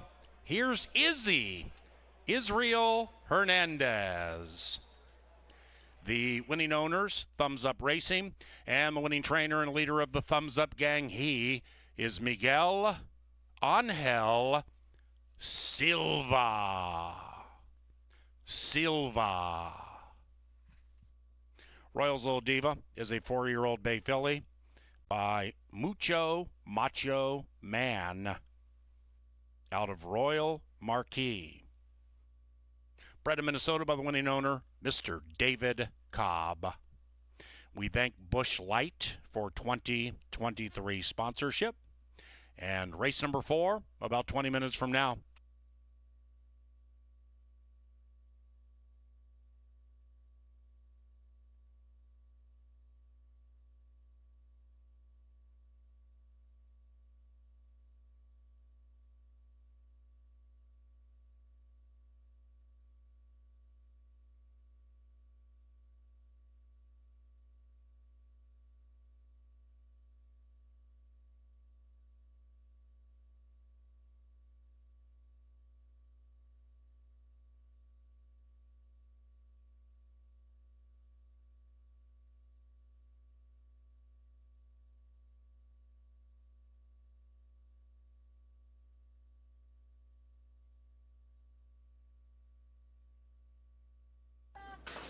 And they're racing perfect line. Barbara Roloff and Royals Lil Diva 6 and 8 show speed and put 5 on the field. Mo Smoking attempting to win 2 in a row. Only can watch those speedsters tear away from now 7 out of it. And about 1.5 clear from With Her Boots On running away from Tantima. Then it's Jewel Azul and Ice and Lemon. They're about 13 lengths from the lead and racing in tandem. Barbara Roloff at 20-1 rolls off a 2-length lead. Royals Lil Diva 4 to the good of With Her Boots On, who's under a very tight pull. Mo Smoking is next, 7 lengths out of it as they race nearly in single file. Ice and Lemon now rolls up to the outside of Tantima, and Jewel Azul 10 lengths behind Barbara Roloff. The bookenders go first and last, and the long shot Barbara Roloff leads it by 1. Royals Lil Diva shoved on. After that, With Her Boots On, trapped to the inside of Mo Smoking. Then we come back to Tantima, 7 lengths out of it with Ice and Lemon, and Jewel Azul at 8-5, running on from last. Up goes Royals Lil Diva. Royals Lil Diva kicks away by 2. After that, we have Mo Smoking. Barbara Roloff is all done. With Her Boots On taking off between them, and outside is Jewel Azul. Royals Lil Diva 11-1, begging for the wire. Here's Jewel Azul and With Her Boots On, but they're not good enough, and Royals Lil Diva does it.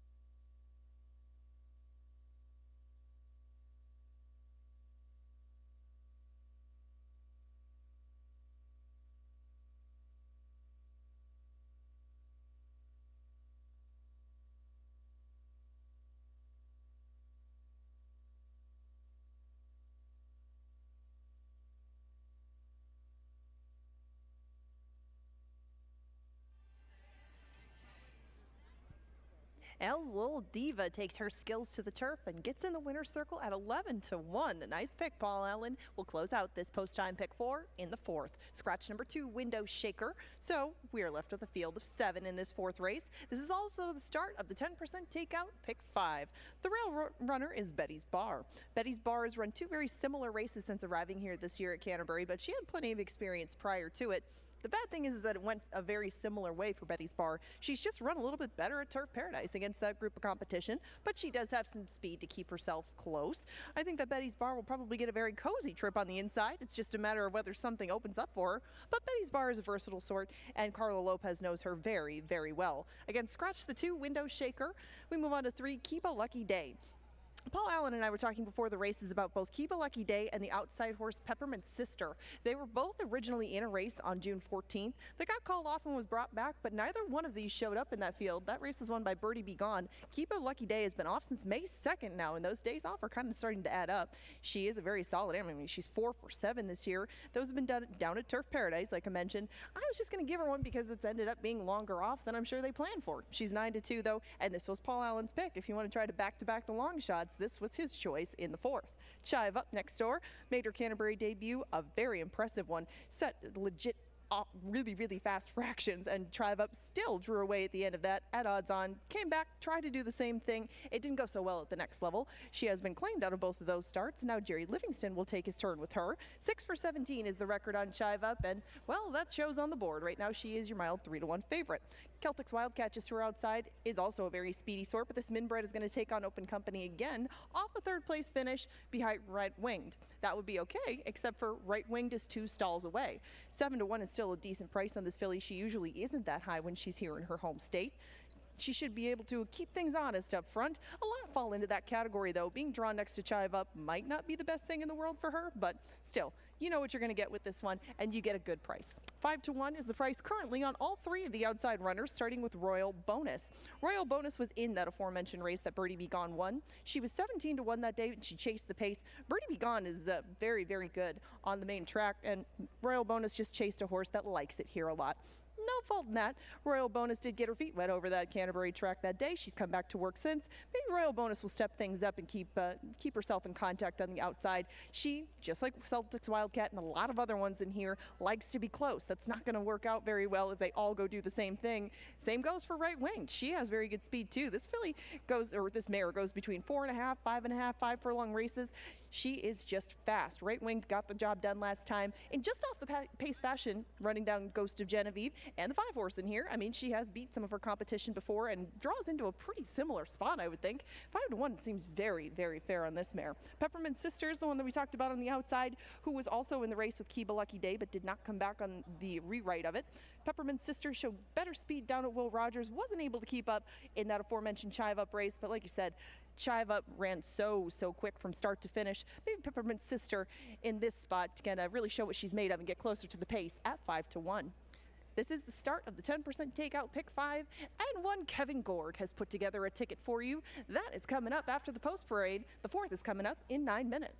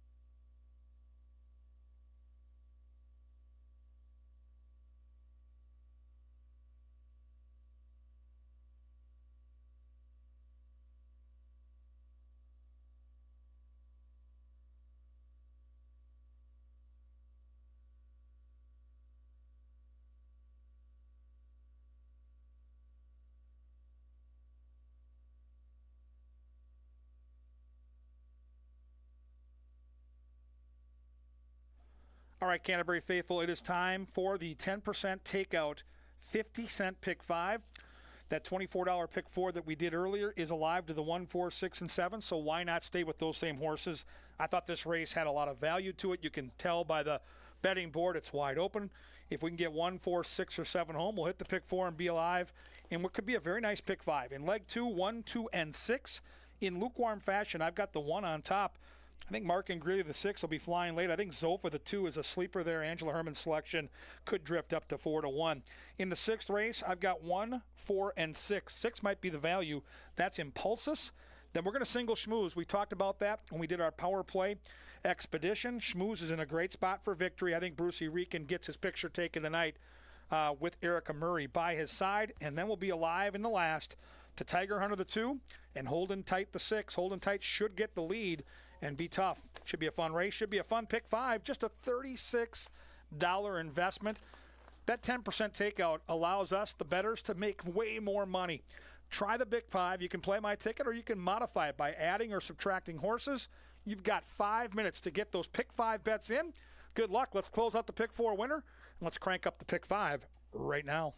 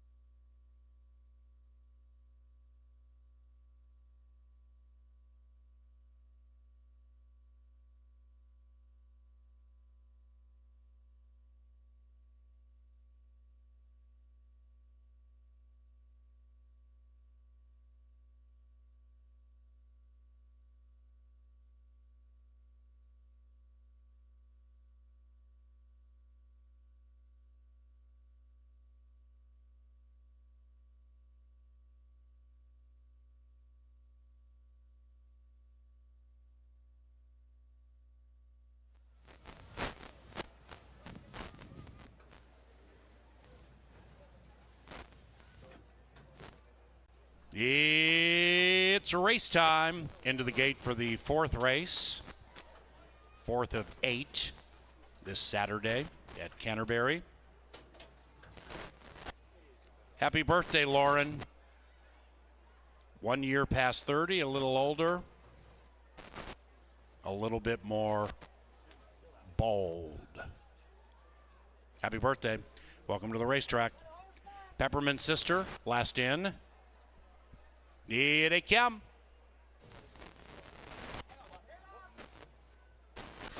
And they're racing from the center. Celtics Wildcat with that patented early speed. Right winged, looks to win 2 in a row. And now Chive Up, flies through on the inside, takes the lead by 1. It might be an ever widening 1.5. After that, we come back to the Wildcat, now to the inside of Peppermint Sister. Outside of that, Royal Bonus, 7 lengths from the front. Then it's Betty's Bar, that's the gray, to the inside of Kiba Lucky Lady. 9 covers them, and they're midway through the final turn. And Chive Up and Izzy open up by 5. Izzy trying to go back to back. This one's 3-1. After that, Right Winged. Then we come to Celtics Wildcat to the inside of Peppermint Sister. Then it's Betty's Bar, Royal Bonus, and Kiba Lucky Day. Chive Up. All signs are up at this moment into the final furlong. The lead is 4. In second, Celtics Wildcat. Betty's Bar closing fast on the inside. And outside, Royal Bonus is coming to get the leader. Here's Royal Bonus at 9-1. Royal Bonus gets the bonus and captures the prize.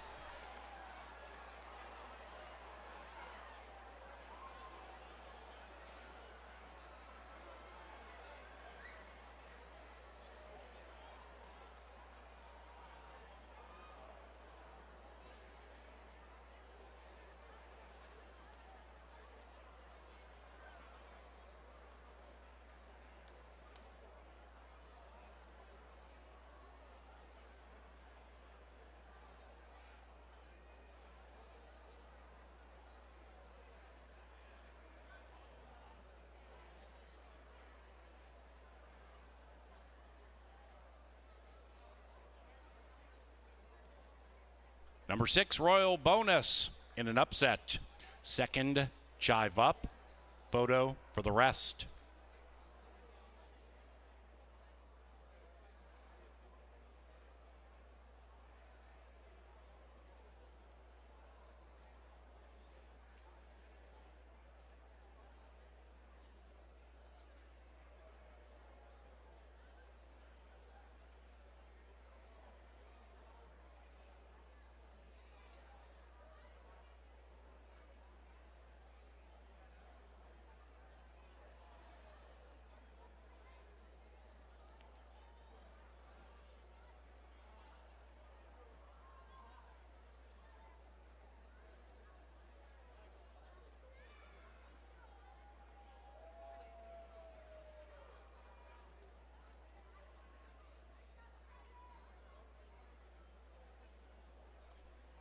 The numbers 6, 4, 8, 5.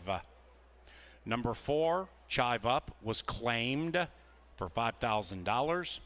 The new trainer, Troy Bethke. The new owner, Calvin Reynolds. There was a 2-way shake for number 4, Chive Up. New trainer Bethke, new owner Reynolds.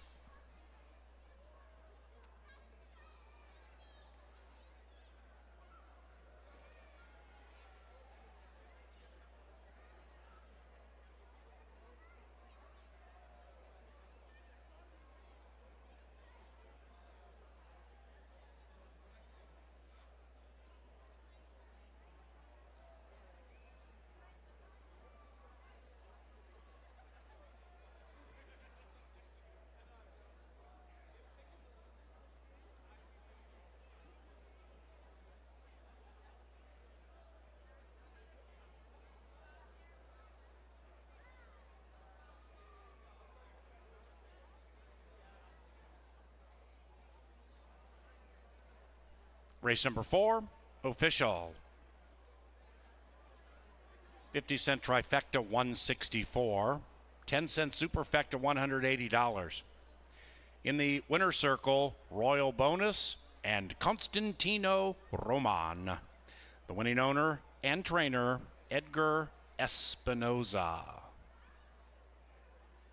The post time pick 4, $322.85. Pick 3 paid $242. That's 6-4 exacta, 65.70, race 5. Turf course firm, rail at 25, no scratches, no rider changes. In a race provided by Pepsi, the official soft drink provider of CBY. And we also thank Archkey Solutions, Atomic Data, Choice Electric, and Culver's. Race number 5 about 20 minutes from now. Bet more, win more.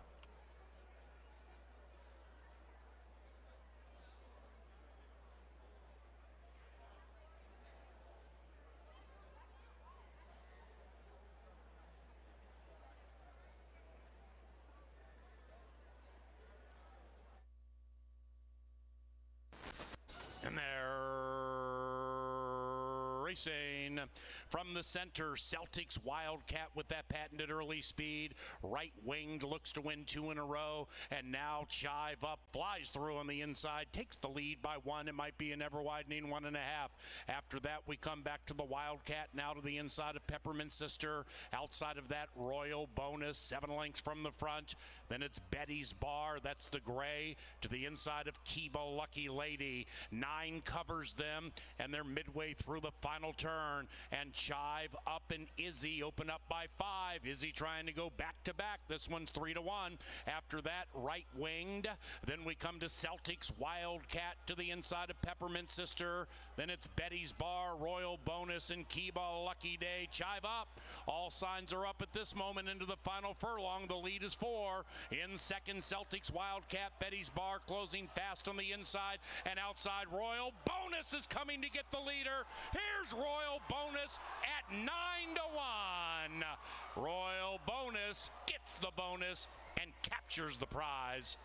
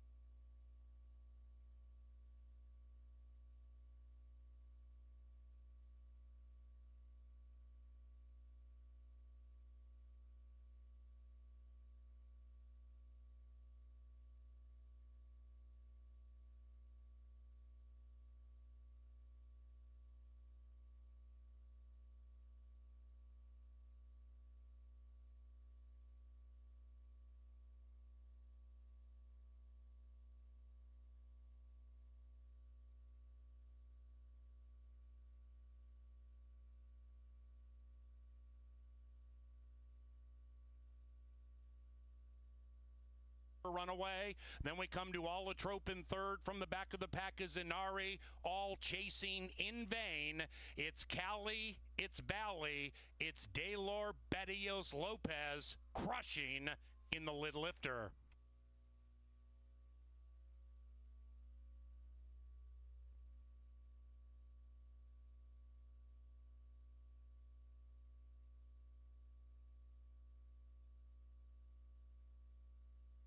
Easy has slowed down to a walk with a 5-length lead. Grandiose Summer looking to capitalize on the inside. Carrots Count trying to run her down on the outside. Let Me Down Easy looking for a place to go to bed, and Grandiose Summer will reap the benefits. Grandiose Summer from the back of the pack to the winner's circle. 5, 1, and a photo.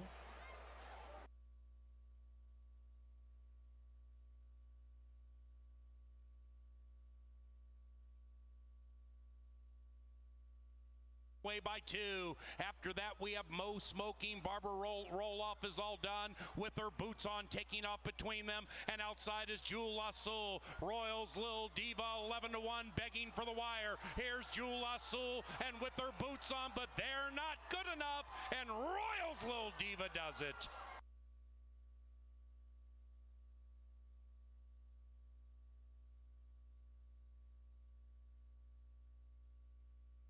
Up. All signs are up at this moment into the final furlong. The lead is 4. In second, Celtics Wildcat. Betty's Bar closing fast on the inside and outside. Royal Bonus is coming to get the leader. Here's Royal Bonus at 9-1.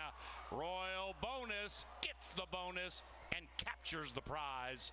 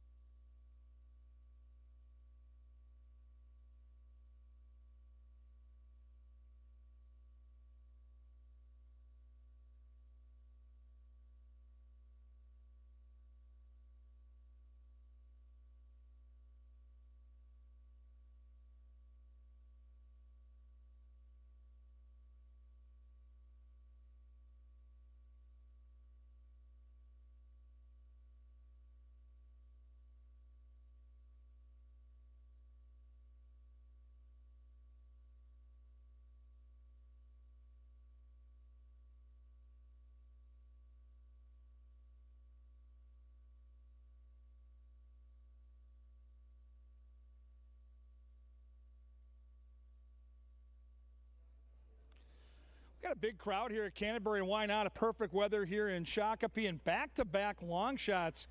Not only key a nice payoff in that pick 4, but get the pick 5 started out with a bang. And, you know, you look at race number 5, and once again, it's another race where you don't see a giant field, but you look at the early betting, and it's really an open race. Like, you can make a case for most of these horses in this race, which makes for a very competitive betting race. We'll see if that long shot trend continues. My top pick in the race is the inside marker. I'm going to try number 1, Sarge's Sermon. The bug boy, Barrios Lopez, has been so impressive here. And, you know, this is a race where if you look at turf figures, most of these horses have been running very similar numbers, somewhere in that low to mid 60s. So this horse fits that profile.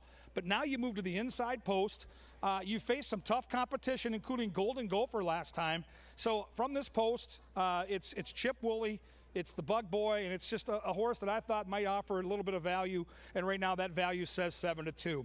Number 2 is Zofa. Jermaine Bridgman, the jockey. If you bet turf racing at Canterbury, know this.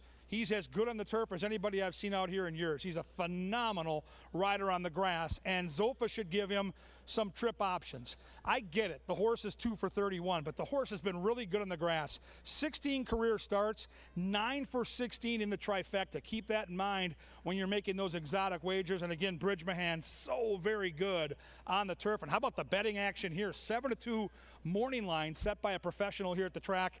And bet down now to 9-5. Seeking Splendors, the 3, Barejas for Miguel Angel Silva. Ooh, 6-1 on a good long shot trainer. The horse comes off a sharp victory last time. That was on the dirt. Now they switch over to the turf. When a crafty trainer like Silva switches surfaces after a win, I think you should pay attention. 4 is Run, Leah Run.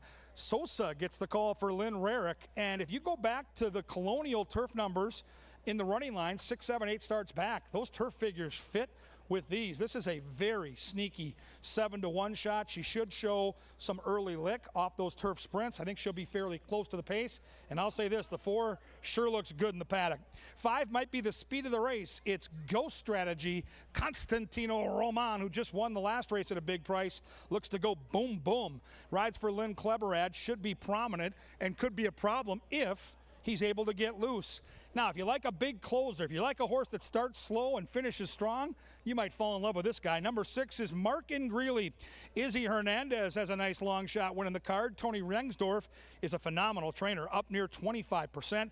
Both this guy's career wins on the Canterbury turf. And with only 6 horses in this field, he's not going to run into traffic. When he's raced in the past in those 8, 10, and 12 horse fields, traffic has been a problem because he comes from so far back. There won't be traffic. He will be rolling late. I think Markin Greeley has a chance here as well. Turf racing now, claimers at the $10,000 level. It's a humdinger on the grass. The horses looking good in the paddock, heading down the tunnel. Soon they'll get the bugler. They'll be at the gate in around 8. And then they're going to get it on. Good job.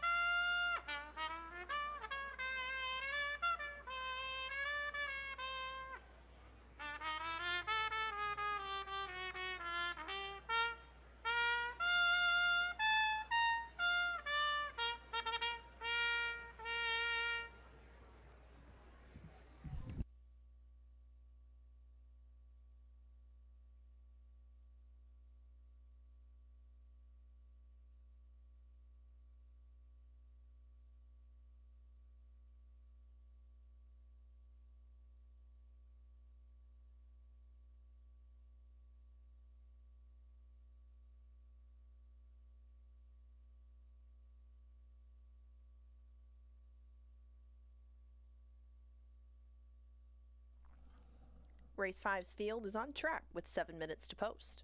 Race 5 is at 1 mile on the turf. Win, place, show, exacta, trifecta, superfecta, double, and late pick 4 wagering available in the upcoming 5th race. Your current 2-to-1 favorite is Zafa.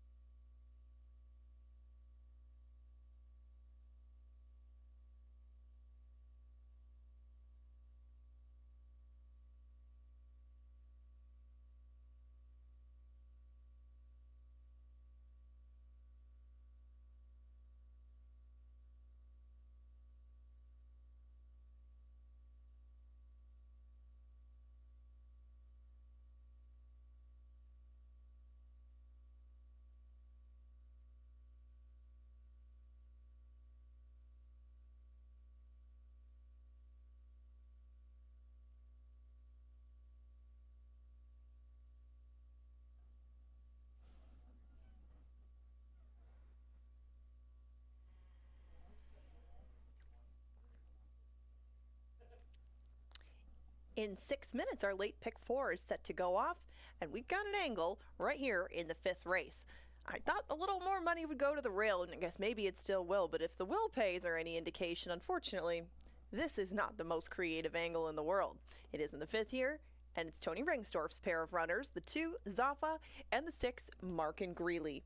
This is the 2 of them next to each other on paper, and there's a couple different things to like about each one of them. Now, one is a new member of the barn, one is a longtime member of the barn, but we'll take a look at each one of them as to why you might want to include them on your pick 4 if the price, stays relatively fair. Zafa is the new one in the Rengstorff barn. He was just claimed for $10,000 by Rocket Wrench Racing, and Zafa is getting on the turf for the 2nd time up here, but for the 7th time in his life. He had been racing a lot at Oaklawn Park on the dirt.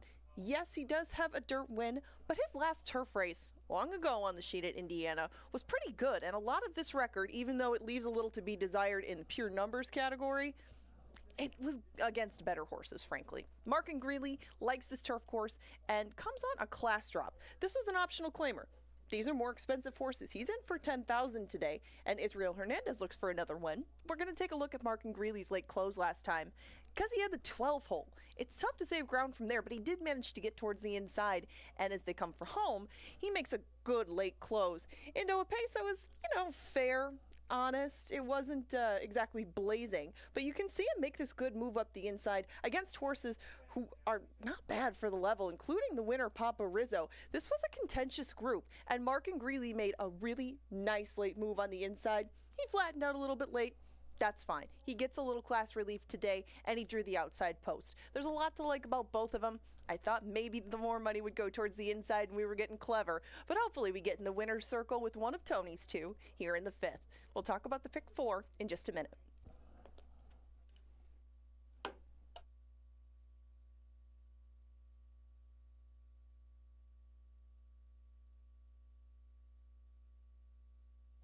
And there you have it. There's the pick 4 that I put together for $8. Got changed a bit by some scratches, so don't hone in on a single. Kind of wish I did here. I think that Mark and Greeley, at least by the will pays, is going to be the strong favorite, but my top pick, Zafa, like we just said, is getting back to the grass again. He didn't run bad in his Canterbury debut over our course, and Zafa has done good work. Close to the pace and off the pace, but I think he'll be closer today, and Jermaine Bridgemahan can use that versatility from the inside to maybe pull a mild upset of his stablemate. Now in race number 6, I used the inside runner Come On Sweet Pea and the 4 Brahms Is Who. This was another one very much changed by scratches. I scratched into Brahms Is Who, but I'm interested to see how close Come On Sweet Pea and Erica Murray can stay to the pace, because she is making a significant drop, and if she can keep herself in range, which usually she doesn't, she is very much the one to beat. 1 and 4 for me. I did use Schmooze. I know. Board Certified is my top pick in there, though. They come out of the same race. They were behind King of the Kids. Not that far apart at the end of things, but Board Certified, I thought, could improve a little bit more out of there, whereas Schmooze would need to completely duplicate that race to come up with the win. And in the last, another one. I scratched into Holding Tight using Stun Gun. I like both of them off that last race. You know, they were a head apart. If you like one, you have to like one. Or if you have to like one, you have to like the other. That's how you get to that $8 ticket. 2 minutes now until race number 5. They have just stepped onto the turf course, and your 2-1 favorite remains Zaffa. Good luck in the late pick 4.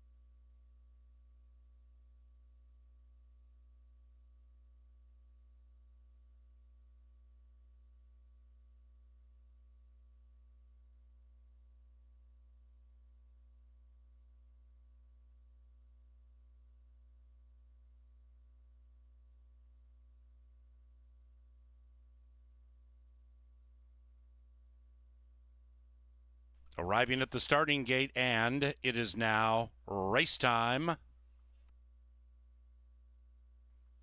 Ladies and gentlemen, we race 4 days a week, beginning next week, Wednesday, Thursday, Saturday, and Sunday. Thursday racing returns next week, 5 o'clock, like Wednesday and Saturday, and Family Day Sunday still at 1.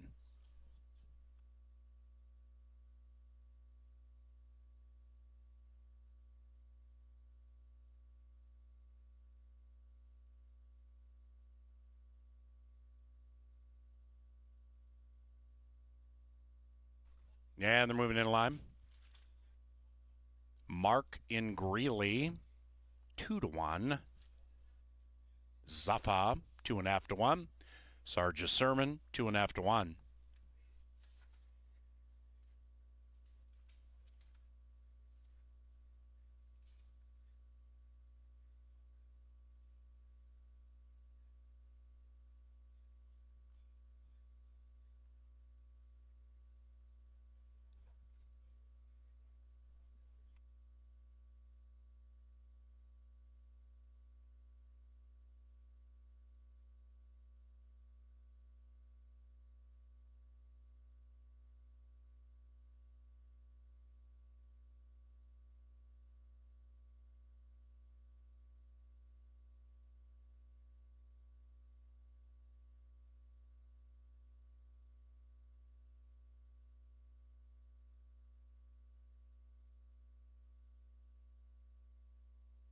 Sarge's Sermon. Zaffa.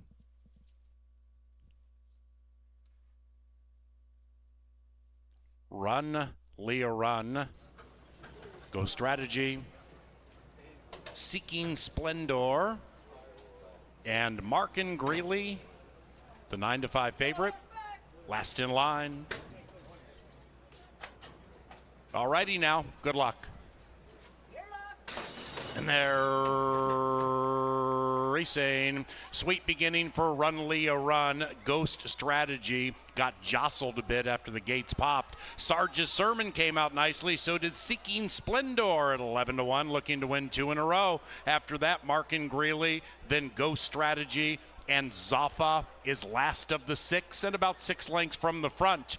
And the front belongs to Seeking Splendor by an inch. Run Leah Run right alongside, and 3 and 4 head up the Canterbury Park barn side together. Run Leah Run pulls clear by a neck. Sarge's Sermon tracks 2.5 out of it.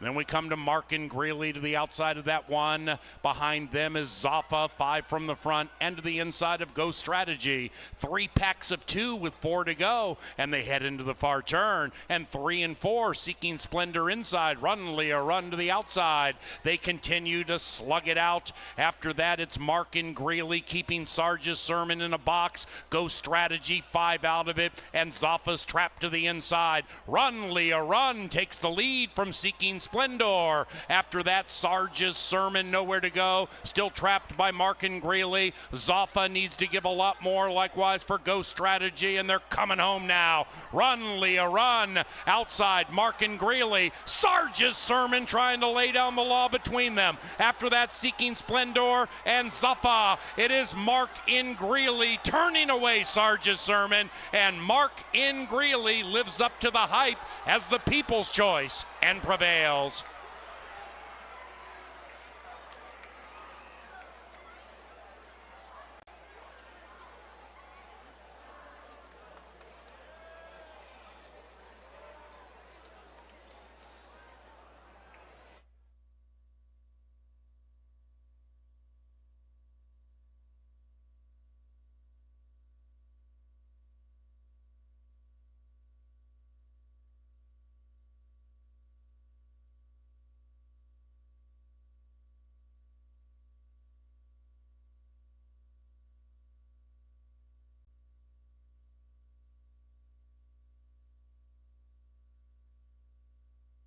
Number 6, Mark in Greeley first.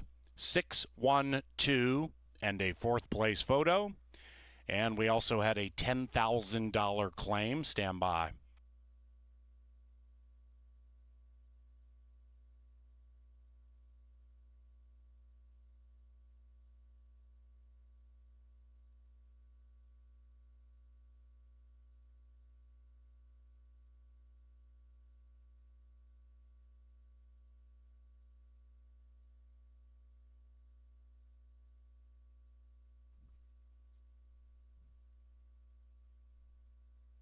Seeking Splendor 4th. Ladies and gentlemen, the runner-up, Sarge's Sermon, claimed for $10,000. The new trainer, Mike Beeler, for Next Level Canterbury Racing. That's number 1, Sarge's Sermon, plucked for 10 grand. Beeler, Next Level.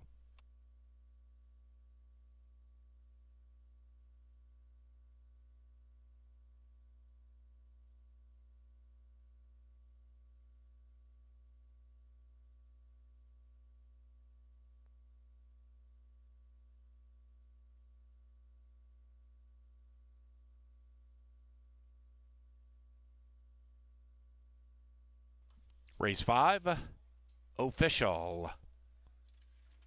Race number 6 is on the fast main track, scratch numbers 3 and 5. Race 6, take out numbers 3 and 5. We thank the Minnesota Lottery for sponsorship. Also, Quick Trip and QuickTrip.com.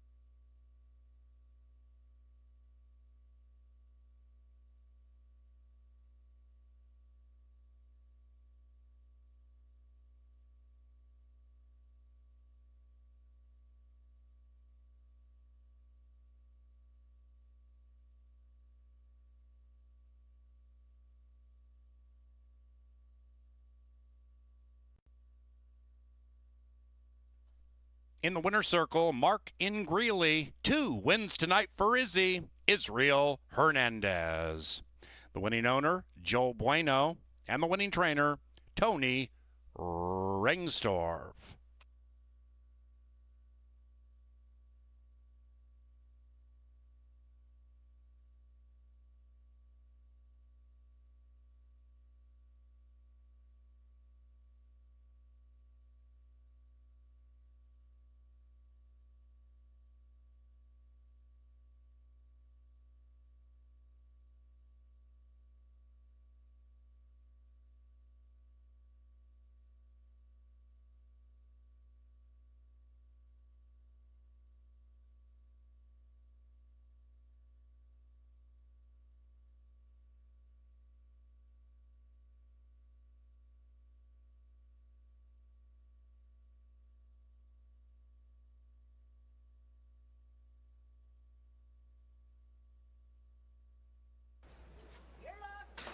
And they're racing. Sweet beginning for Run Leah Run. Ghost Strategy got jostled a bit after the gates popped. Sarge's Sermon came out nicely. So did Seeking Splendor at 11-1, looking to win 2 in a row. After that, Mark and Greeley, then Ghost Strategy, and Zaffa is last of the 6 and about 6 lengths from the front. And the front belongs to Seeking Splendor by an inch. Run Leah Run right alongside, and 3 and 4 head up the Canterbury Park barn side together. Run Leah Run pulls clear by a neck. Sarge's Sermon tracks 2.5 out of it. Then we come to Mark and Greeley to the outside of that one. Behind them is Zaffa, 5 from the front and to the inside of Ghost Strategy. 3 packs of 2 with 4 to go, and they head into the far turn. And 3 and 4 Seeking Splendor inside. Run Leah Run to the outside.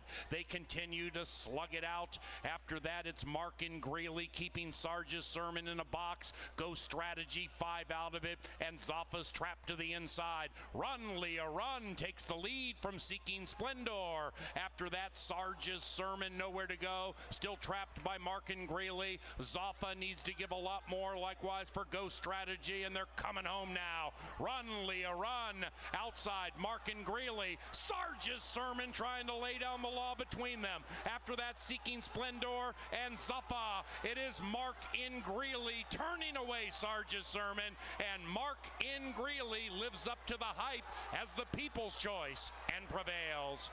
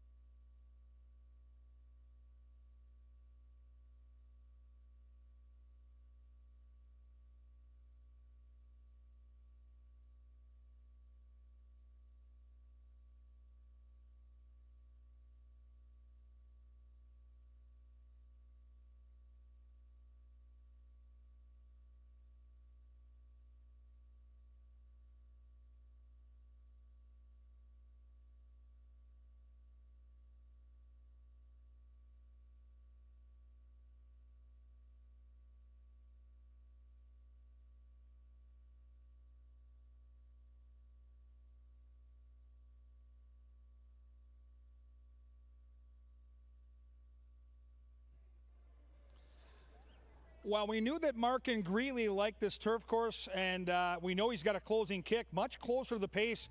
Really good ride by Israel Hernandez. He gets all the money as they stampede down the lane. They took the late cash at the window, and they back it up on the track. Pivotal race within the pick 5. This is the swing race right in the middle, couple of scratches.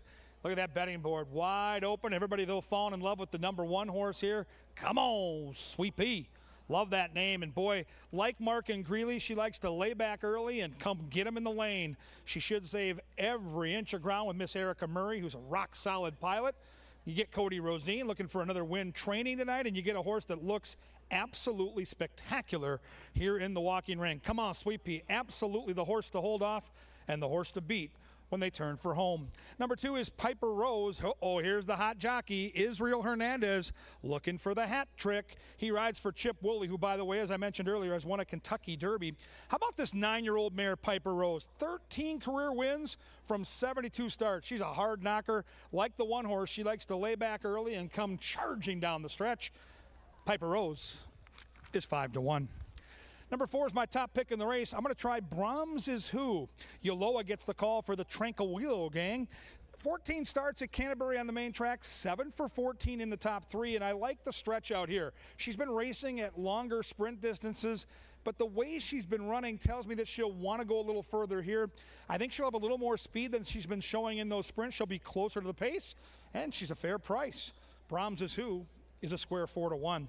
6 might inherit the lead. With these scratches in this race, the pace kind of got turned upside down. Maybe Impulsus can get loose. One thing I can tell you, Luis Valenzuela can pop the gate. He is excellent at that. He'll get this horse into the race. 7 horses getting permission to go out early, so if Johnny the Mouse Mickelson is listening upstairs, Kelsey Hara in the 7 going to the track early.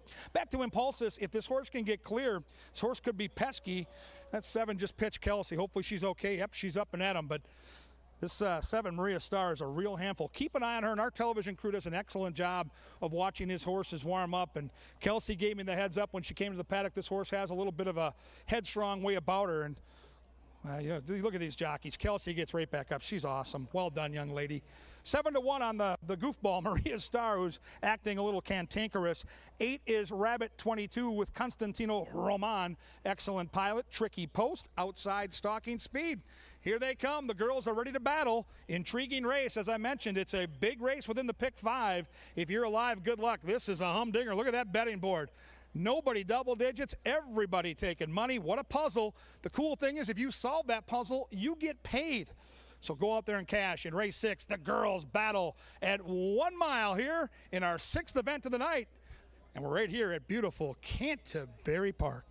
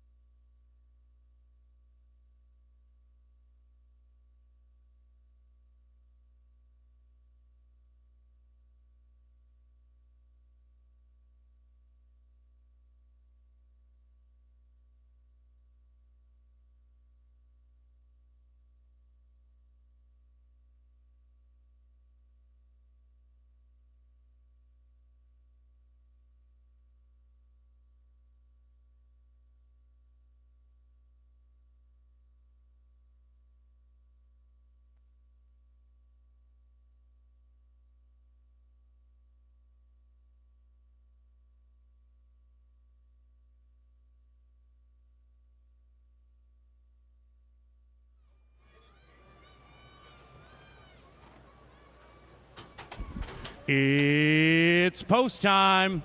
Into the gate for race number 6. Come on, Sweet Pea, 7-5 in favor.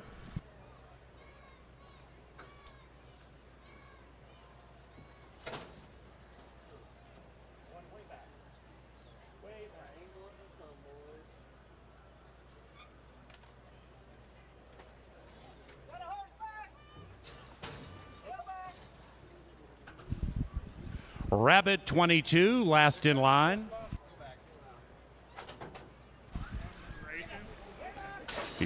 And they're racing. Brahms is who, and Rabbit 22 come out of the gate very quickly. Come on, Sweet Pea, about 4 lengths from the lead. Overtaken by Mariah Star. That one is wide. Piper Rose is 5 lengths from the front. Then we come to Impulse Us to the outside of that one. About 5 or 6 separates them. Around the corner they go, and they're chasing the Rabbit. Rabbit 22 at 14-1 clears off by 2.5. In second, Brahms is who. Then it's Come On, Sweet Pea.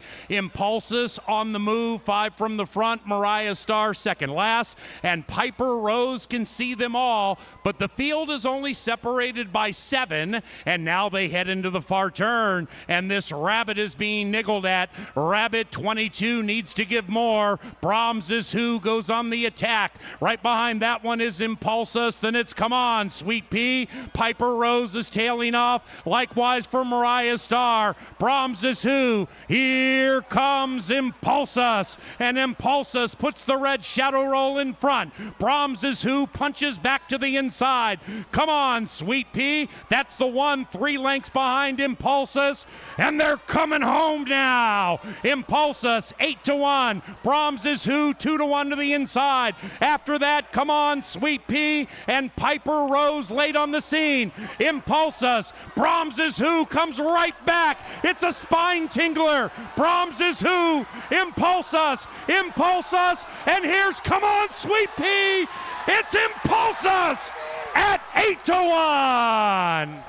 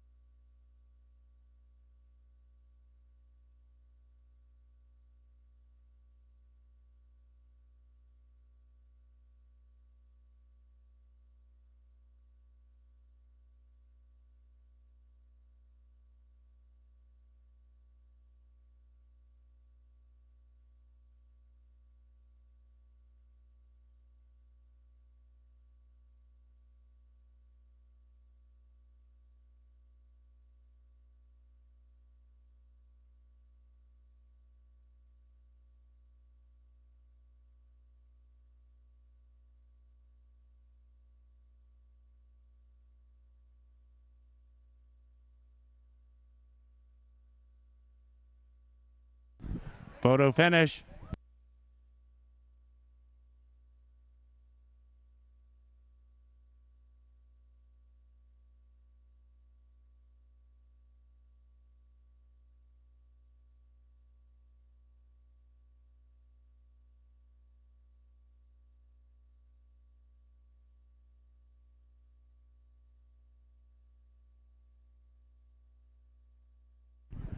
Result of the photo shows the winner is number 6, Impulsus. It is 6-4-1-2.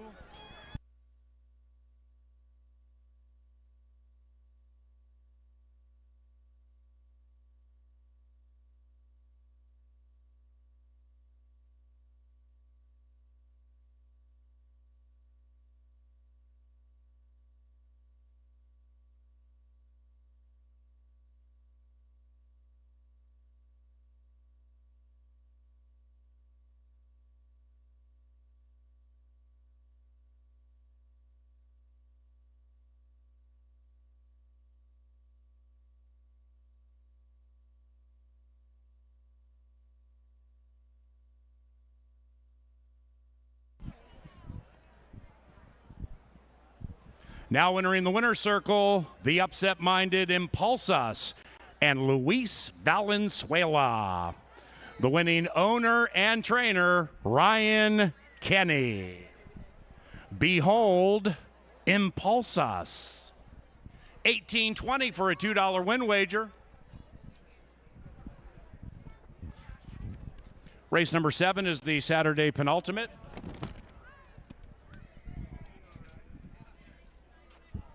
Dr. Dan double wagering about 22 minutes from now.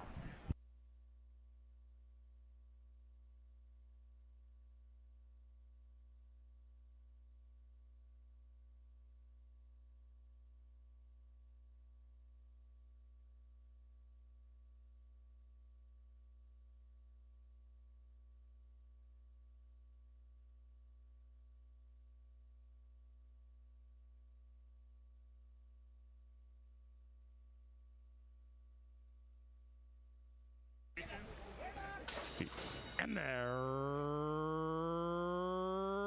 racing. Brahms is who and Rabbit 22 come out of the gate very quickly.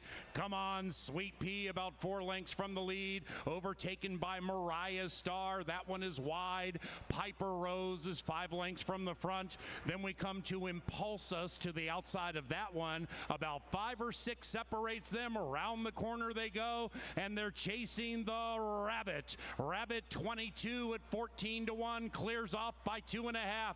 In second, Brahms is who. Then it's Come On, Sweet Pea. Impulsas on the move. 5 from the front. Mariah Star second last. And Piper Rose can see them all. But the field is only separated by 7.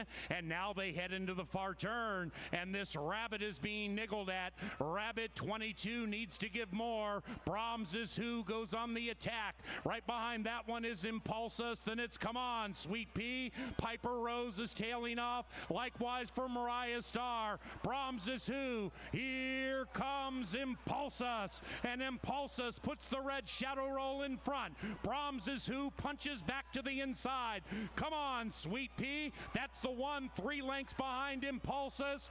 And they're coming home now. Impulsas 8-1. Brahms is who 2-1 to the inside.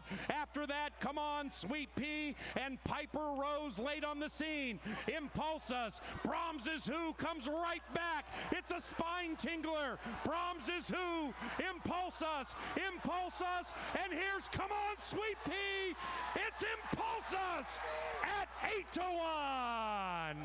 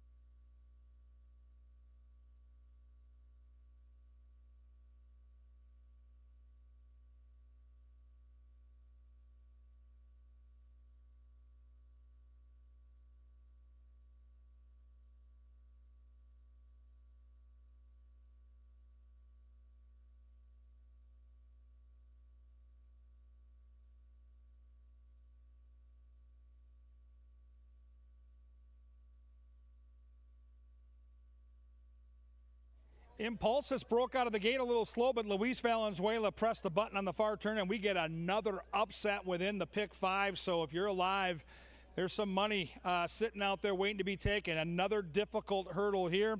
Small field, very complex handicapping puzzle. And yes, a complete tough race to settle on just one horse, but that's what we did with our pick 5. We've got Schmooze singled. Let's talk about the horse that was my strongest opinion on the card. I love the inside post for this horse, and I'm a big fan of Bruce Rican. He's one of those guys that's been out here supporting our racing for a long time. He's a blue-collar trainer that does it the right way. Draws an inside post and, frankly, has faced some tough competition. King of the Kids beat this one last time. I think that Erica Murray can save ground, and if she can save energy and just have a little left for the stretch. There are some closers that certainly scare me here. Schmooze could be vulnerable in the late stages, but I really like the form cycle right now, and I think Schmooze can get the money. Right now that money says 9-5. Mr. Cougar is the 2. Eduardo Gallardo is the pilot for the Westerman gang. Hasn't been seen since March. Last seen sprinting, but if you go back to those turf races last summer, that 71 Beyer speed figure about a year ago today is good enough to win this race. So this is a horse that you might want to watch in the late stages. Gallardo has had a terrific season. He's the go-to rider in the Robertson barn. Mr. Cougar, dangerous late at 5-1. Number 3 is Yip Kip. Off since November for Lynn Kleberad. Constantino Roman in the saddle, and another deep closer that has turf figures that might be a problem. This horse has raced at Remington Park. In fact, if you go back 2 starts, this horse was in a $115,000 stakes race. This is much softer competition. The question mark will be the layoff. Yip Kip has not raced since early November. On his day, absolutely good enough to win this race, and on the board at 6-1. Next in line, number 4, board certified. Angela Herman all over this horse. Alonso Quinones, I like him because he's aggressive, and this race doesn't have a ton of speed, sans the outside horse. So I think board certified gets a really good trip. And I'll say this, the 4 horse makes a really nice impression down here in the paddock. I like the tail off the hind. I like the energy and the muscle. 4 catching my eye here with the way this horse is warming up. Next in line 5, I'm Noble. Izzy Hernandez, jockey looking for 3. Esteban Martinez, the conditioner, 1 turf try. It was against much better competition and didn't really fire that day, but faces softer competition here. And the 6 might be the speed of the speed. If this horse can clear off and get comfortable, look out. Lone speed is always dangerous, and look who's riding. That turf specialist, Jermaine Bridgemahan. He'll try to steal away with Little Red Rifle, who will be gunning it on the front end at 3-1. Turf racing always so very competitive here at Canterbury. Who do you like? We got 6 going a mile. We got the quick trip clip in the winner's circle. Someone's going to win some free money here, so stay tuned for that. But you got to get your bets in right now. It's the late daily double. 2 more races. Race number 7 coming up. Race number 7 coming at you. Race number 7 is next.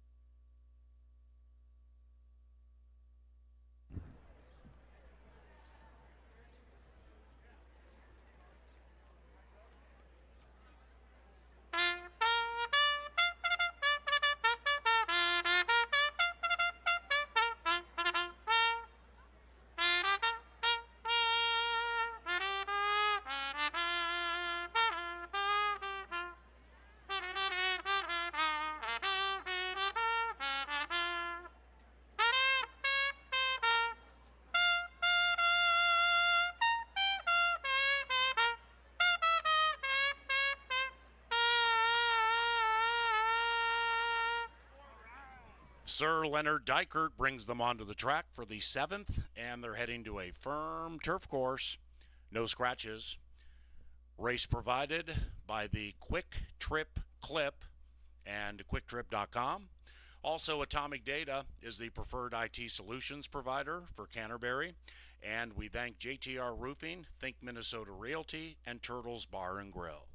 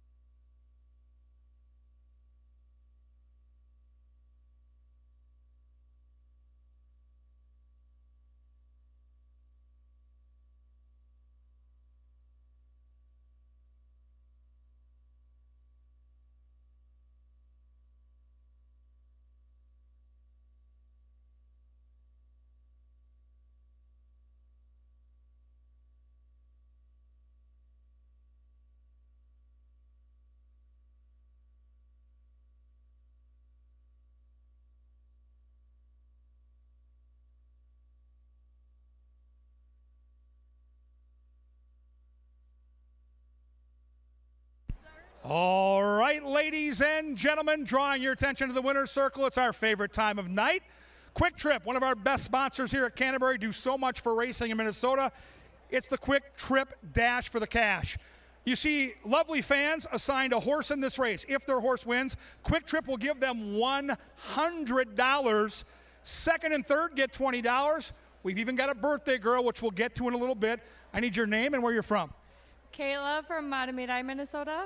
Love the Zephyr. She fancies herself a Vanna White. Show us how you'd show them who you have. Oh, Vanna, very, very nice. Well done. Where are you from, young man? Matamidi. Another Zephyr. First name? Nick. Nick, you've got one of the longest shots on the board.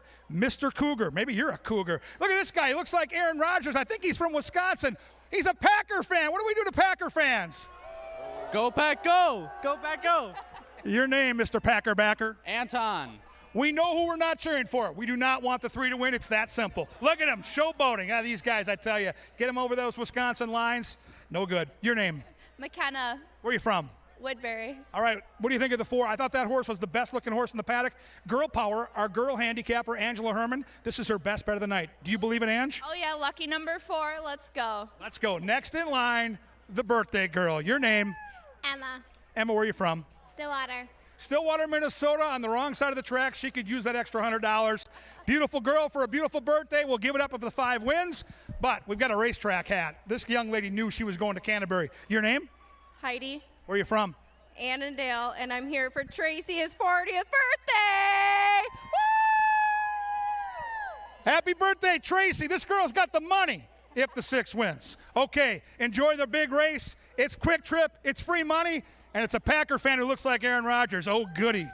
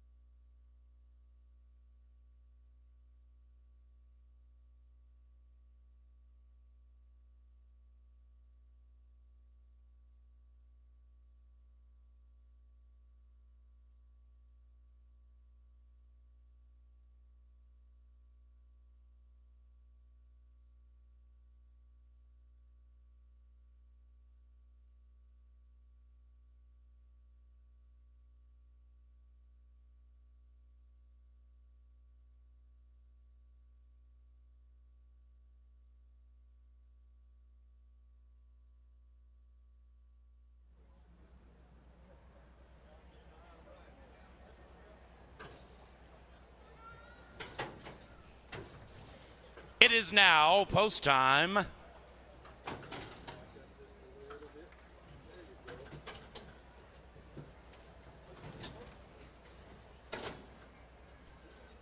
Little Red Rifle, last in. A 6-pack for the Saturday penultimate. And they're racing, and they've broken a line. Schmooze outbroke the field, but now is taking off the pace. I'm Noble and Little Red Rifle show speed, and now splitting runners Yip Yip Kip, and Yip Yip Kip at 9-1 has taken the lead. After that, Schmooze about 4 lengths from a very reasonable early pace. I'm Noble's having all kinds of trouble with the turn. Board certified advancing to the outside of Schmooze, and Mr. Cougar can see them all. Up the barn side they go, chasing Yip Yip Kip, and Kip leads it by 1. But now, speaking of the 1, Schmooze advancing along with Board Certified, and Board Certified is pulling Q out of the saddle, leading it by a neck with a half mile to go. After that, Little Red Rifle 3 lengths from the front, a bit wide. Number 3, Yip Yip Kip, just checked badly with 3.5 to go. Then we come back to I'm Noble, and Mr. Cougar's advancing. Only 4 separate 6 off the far turn, and Board Certified said, you better catch me if you want to win. Board Certified opened up an effortless 4 on Schmooze. And then we come back to Yip Yip Kip, bar outside I'm Noble, and between them Mr. Cougar chasing Board Certified, who still has a big lead. Schmooze still second. After that, Mr. Cougar, and on the outside I'm Noble, but Board Certified has put their backs against the wall, and Board Certified is gone. 4 and a photo in race 7.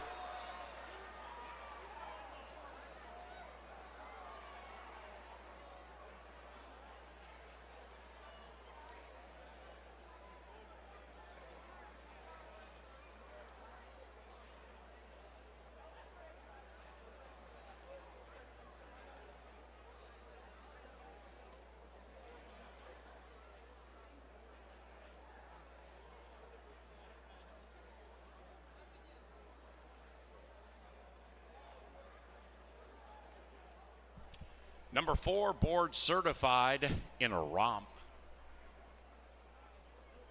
Photo for the rest.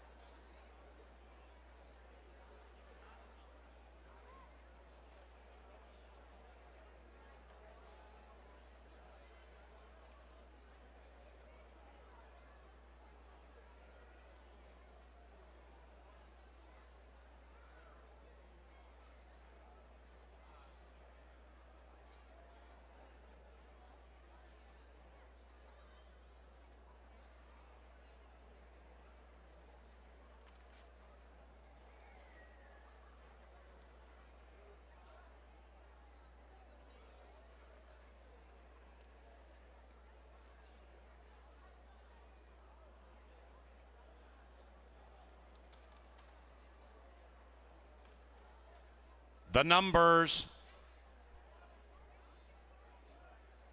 4215.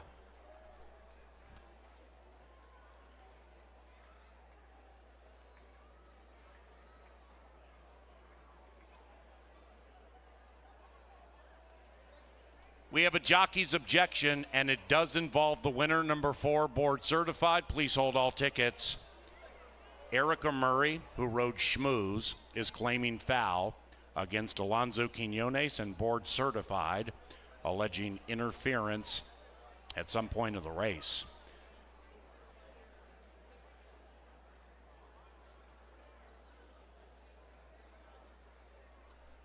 The alleged infraction took place with about 5 furlongs to go as they were heading up the backstretch. Now, video coverage provided on TV monitors and the big screen in the infield. The two in question here are numbers 4 and 1. You'll see number 3 next to the rail, the 1 between runners, and the 4, the eventual winner, board certified. Rider has the yellow helmet cover.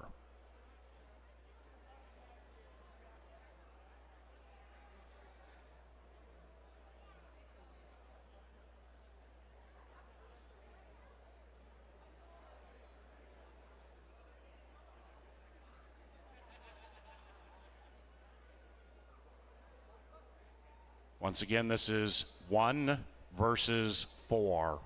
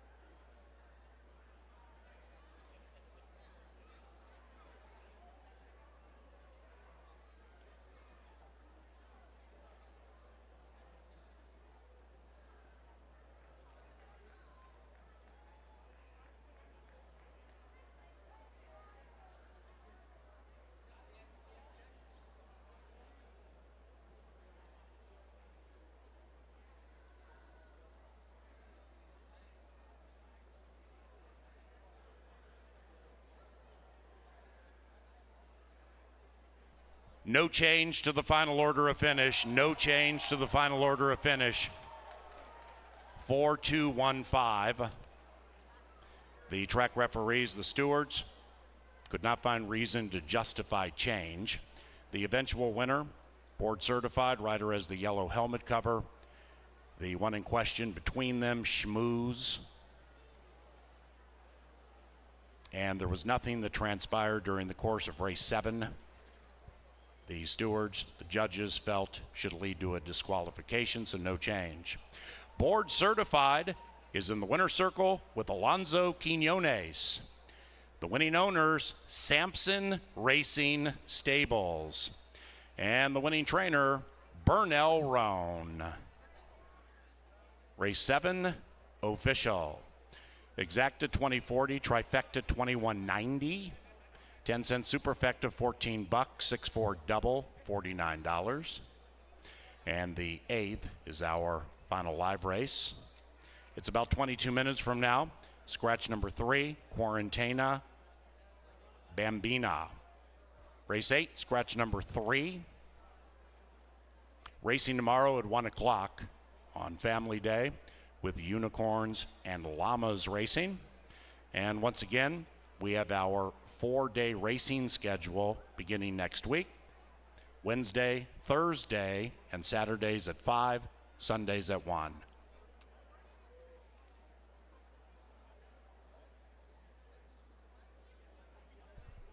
Also in the 7th race, number 1, Schmooze, was claimed by trainer Troy Bethke. Daniel Cohen is the new owner. Two-way shake for number 1, Schmooze. The price tag $16K. Bethke, Cohen.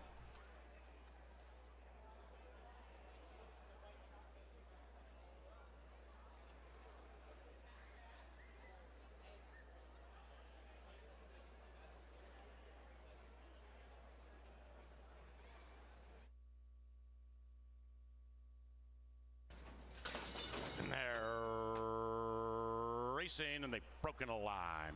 Schmooze outbroke the field, but now is taking off the pace. I'm Noble and Little Red Rifle show speed, and now splitting runners Yip Yip Kip, and Yip Yip Kip at 9-1 has taken the lead. After that, Schmooze about 4 lengths from a very reasonable early pace. I'm Noble's having all kinds of trouble with the turn. Board certified advancing to the outside of Schmooze, and Mr. Cougar can see them all. Up the barn side they go, chasing Yip Yip Kip, and Kip leads it by 1. But now, speaking of the 1, Schmooze advancing along with Board Certified, and Board Certified is pulling Q out of the saddle, leading it by a neck with a half mile to go. After that, Little Red Rifle 3 lengths from the front, a bit wide. Number 3, Yip Yip Kip, just checked badly with 3.5 to go. Then we come back to I'm Noble, and Mr. Cougar's advancing. Only 4 separate 6 off the far turn, and Board Certified said, you better catch me if you want to win. Board Certified opened up an effortless 4 on Schmooze. And then we come back to Yip Yip Kip, bar outside I'm Noble, and between them Mr. Cougar chasing Board Certified, who still has a big lead. Schmooze still second. After that, Mr. Cougar, and on the outside I'm Noble, but Board Certified has put their backs against the wall, and Board Certified is gone. 4 and a photo in race 7.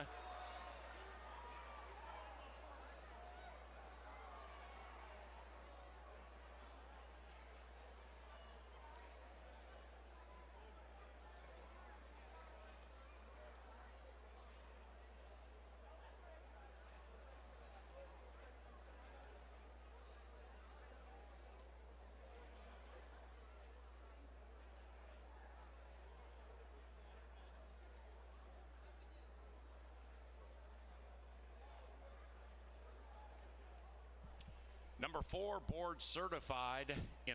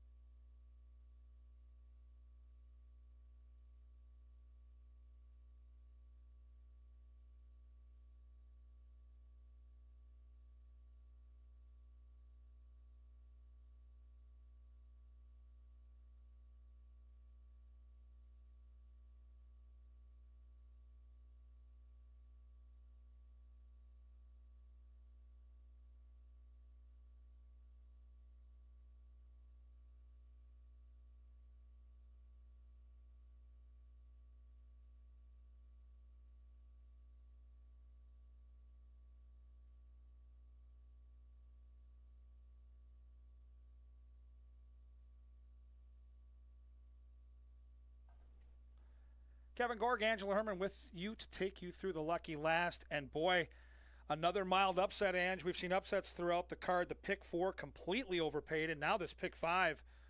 We're talking thousands of dollars at play here if you're alive. This is such a good race to be alive to because I don't see any world beaters here. Right. And this is the kind of race where literally there could be chaos.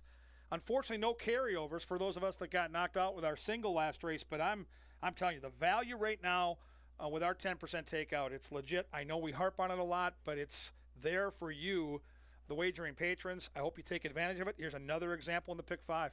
I know, and I mean the minimum payout $1,100, and to get to root a horse that's 5-2, and it's probably going to be much lower than that. Home for that kind of money. That's the cool part about it. And this race, I don't know, Quarantina Bambino in the field. What do you think we get on Holding Tight? Well, I didn't see Holding Tight being these odds, but I think by the time they get to post, I don't see anybody much below 5-2 or 3-1. It just doesn't look like that kind of field. I think the inside two both have a legitimate chance to kind of sit just off the pace. I see enough pace here. I think the 4-horse has legitimate speed. I know the 6 is quick out of the gate, but again, there are no proven world beaters here. I think my 2-horse gets a great trip, and I think Stun Gun, if he's right, if Dave Miller has this horse cranked up fully, a little extra ground here in the stretch, I think Stun Gun creates a real problem late. Yeah, and Stun Gun didn't have the clearest of ways through, but that's kind of a repetitive problem for him because he doesn't have speed. You have to have a couple of breaks go your way in order to make it through traffic. But if you look all through the rest of the other 5 besides Stun Gun, every one of them won their maiden win almost wire to wire. That would seem to bode well for Stun Gun.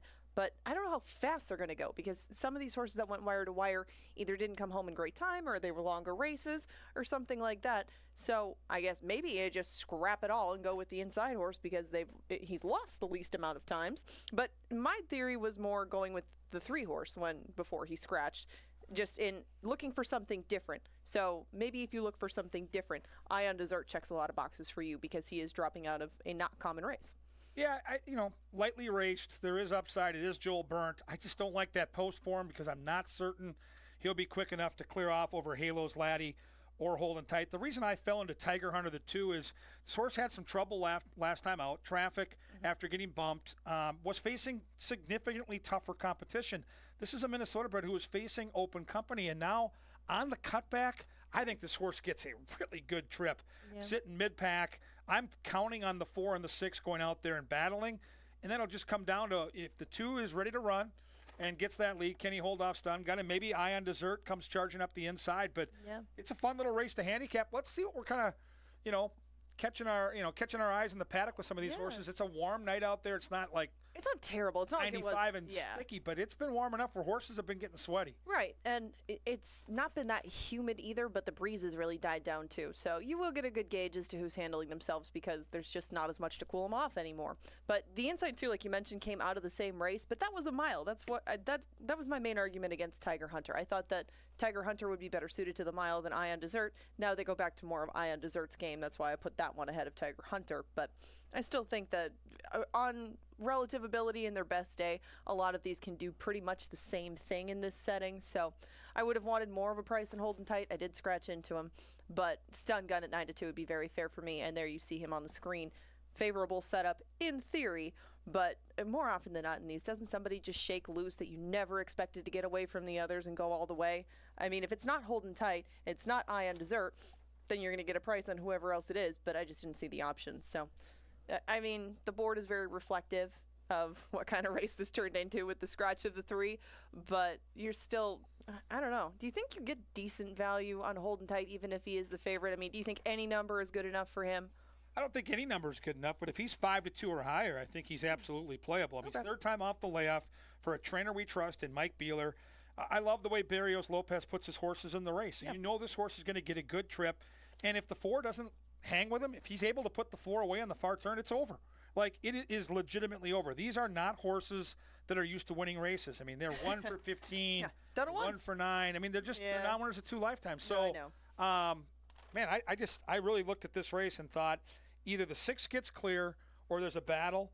And then if it's a battle, I think the 2 and 5 have the advantage. I think they come charging late, but they're going to need some help up front. Yeah, I know. I agree with you. And I don't, it's just hard to take a real strong opinion, as you can see by the board. You have very mild 3-1 favorites in Ion Dessert and Holden Tight. Holden Tight is the selection of many of us across the board. Kevin Gorg standing alone with Tiger Hunter. No schnoz for schmooze here. It's going to be fun. Listen, folks, tomorrow's a big day. If you're having fun tonight, and I know you are, it's a beautiful night in Shakopee. Tomorrow's Pepsi Family Day. We got pony rides, we got a petting zoo, and we've got unicorns and llamas right out here in person tomorrow for 1 o'clock post. Come back and see us. Hey, if you're live in that Pick 5, go get that money right now. 10 minutes to cash in the Pick 5. We're back tomorrow with Pepsi Family Day. For Angela Herman, I'm Kevin Gorg, 2/3 of the Steam Team. Paul Allen takes you the rest of the way.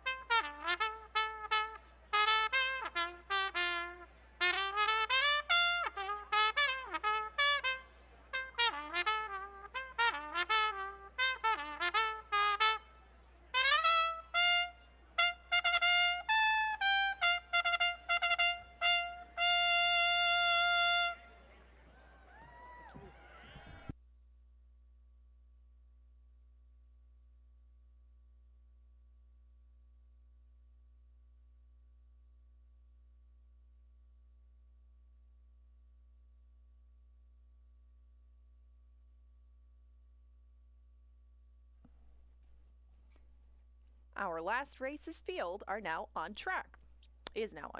Scratch the 3 Quarantina Bambino. And we're left with a field of 6 to contest the last. Your very slight 3-1 favorite is Holden Tight.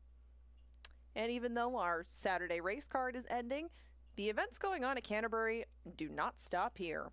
We've got concerts coming up like Killer Queen, Get the Let Out, Smash Mouth, and more. We got more Taste of Canterbury coming too, with Whiskey and Wings, and other events coming in August as well, and Breakfast on the Rail. That's next Saturday. You can get a trackside breakfast from 7 to 10 a.m. and watch horses train on the track for a one-of-a-kind experience. That's Breakfast on the Rail. Check out CanterburyPark.com, get your tickets for all of this, and find out when your next day at the park will be at CanterburyPark.com. 7 minutes until the end of Saturday's races.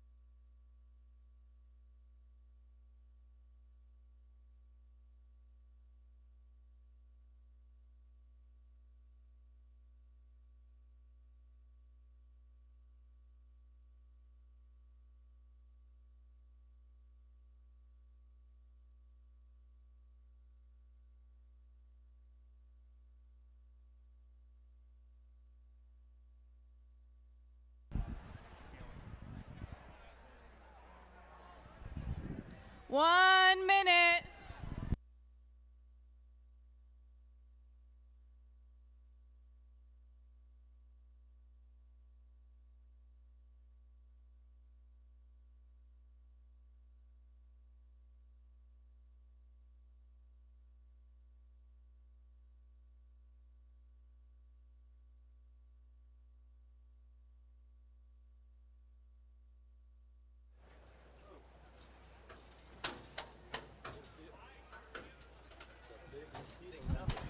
And the horses have reached the starting gate. It's race time. Into the gate for the 8th.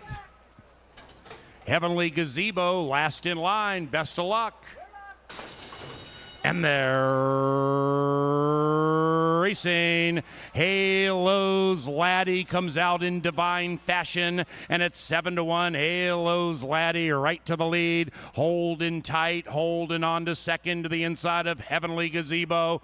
Then we come back to Eye on Dessert. That one is to the inside of Tiger Hunter, and they're about 3-4 lengths from the lead. Stun Gun also prominent. Into the far turn they sprint, and we still have several on for the lead. Now make it 2. Holding tight, Heavenly Gazebo, hold him tight. Tiger Hunter goes on the move into third, and it's 6-1. Tiger Hunter pushed on but is moving in. Then we come back to Halo's Laddie, Stun Gun, and Eye on Dessert, and they're coming home now. Holding tight, kicks clear by 3. It's holding tight from Heavenly Gazebo, Tiger Hunter, Stun Gun to the inside. After that, we come way back to Eyes on Dessert, but this is all holding tight, holding on for victory. 6-5-4 in the lucky last.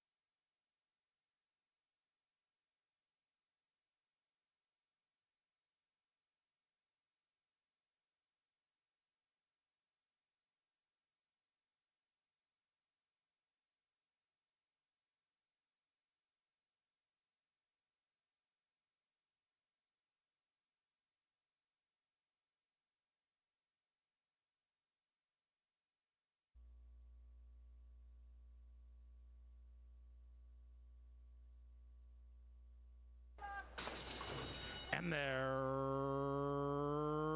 racing. Halo's Laddie comes out in divine fashion, and it's 7-1. Halo's Laddie right to the lead, holding tight, holding on to second to the inside of Heavenly Gazebo.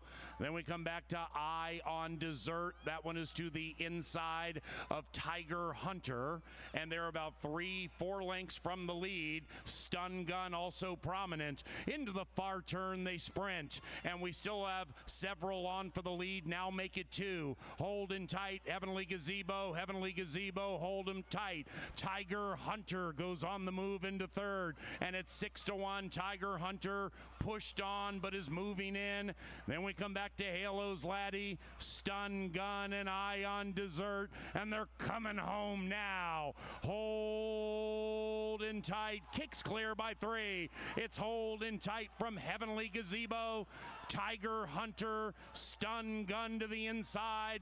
After that, we come way back to Eyes on Dessert, but this is all holding tight, holding on for victory. 6-5-4 in the lucky last.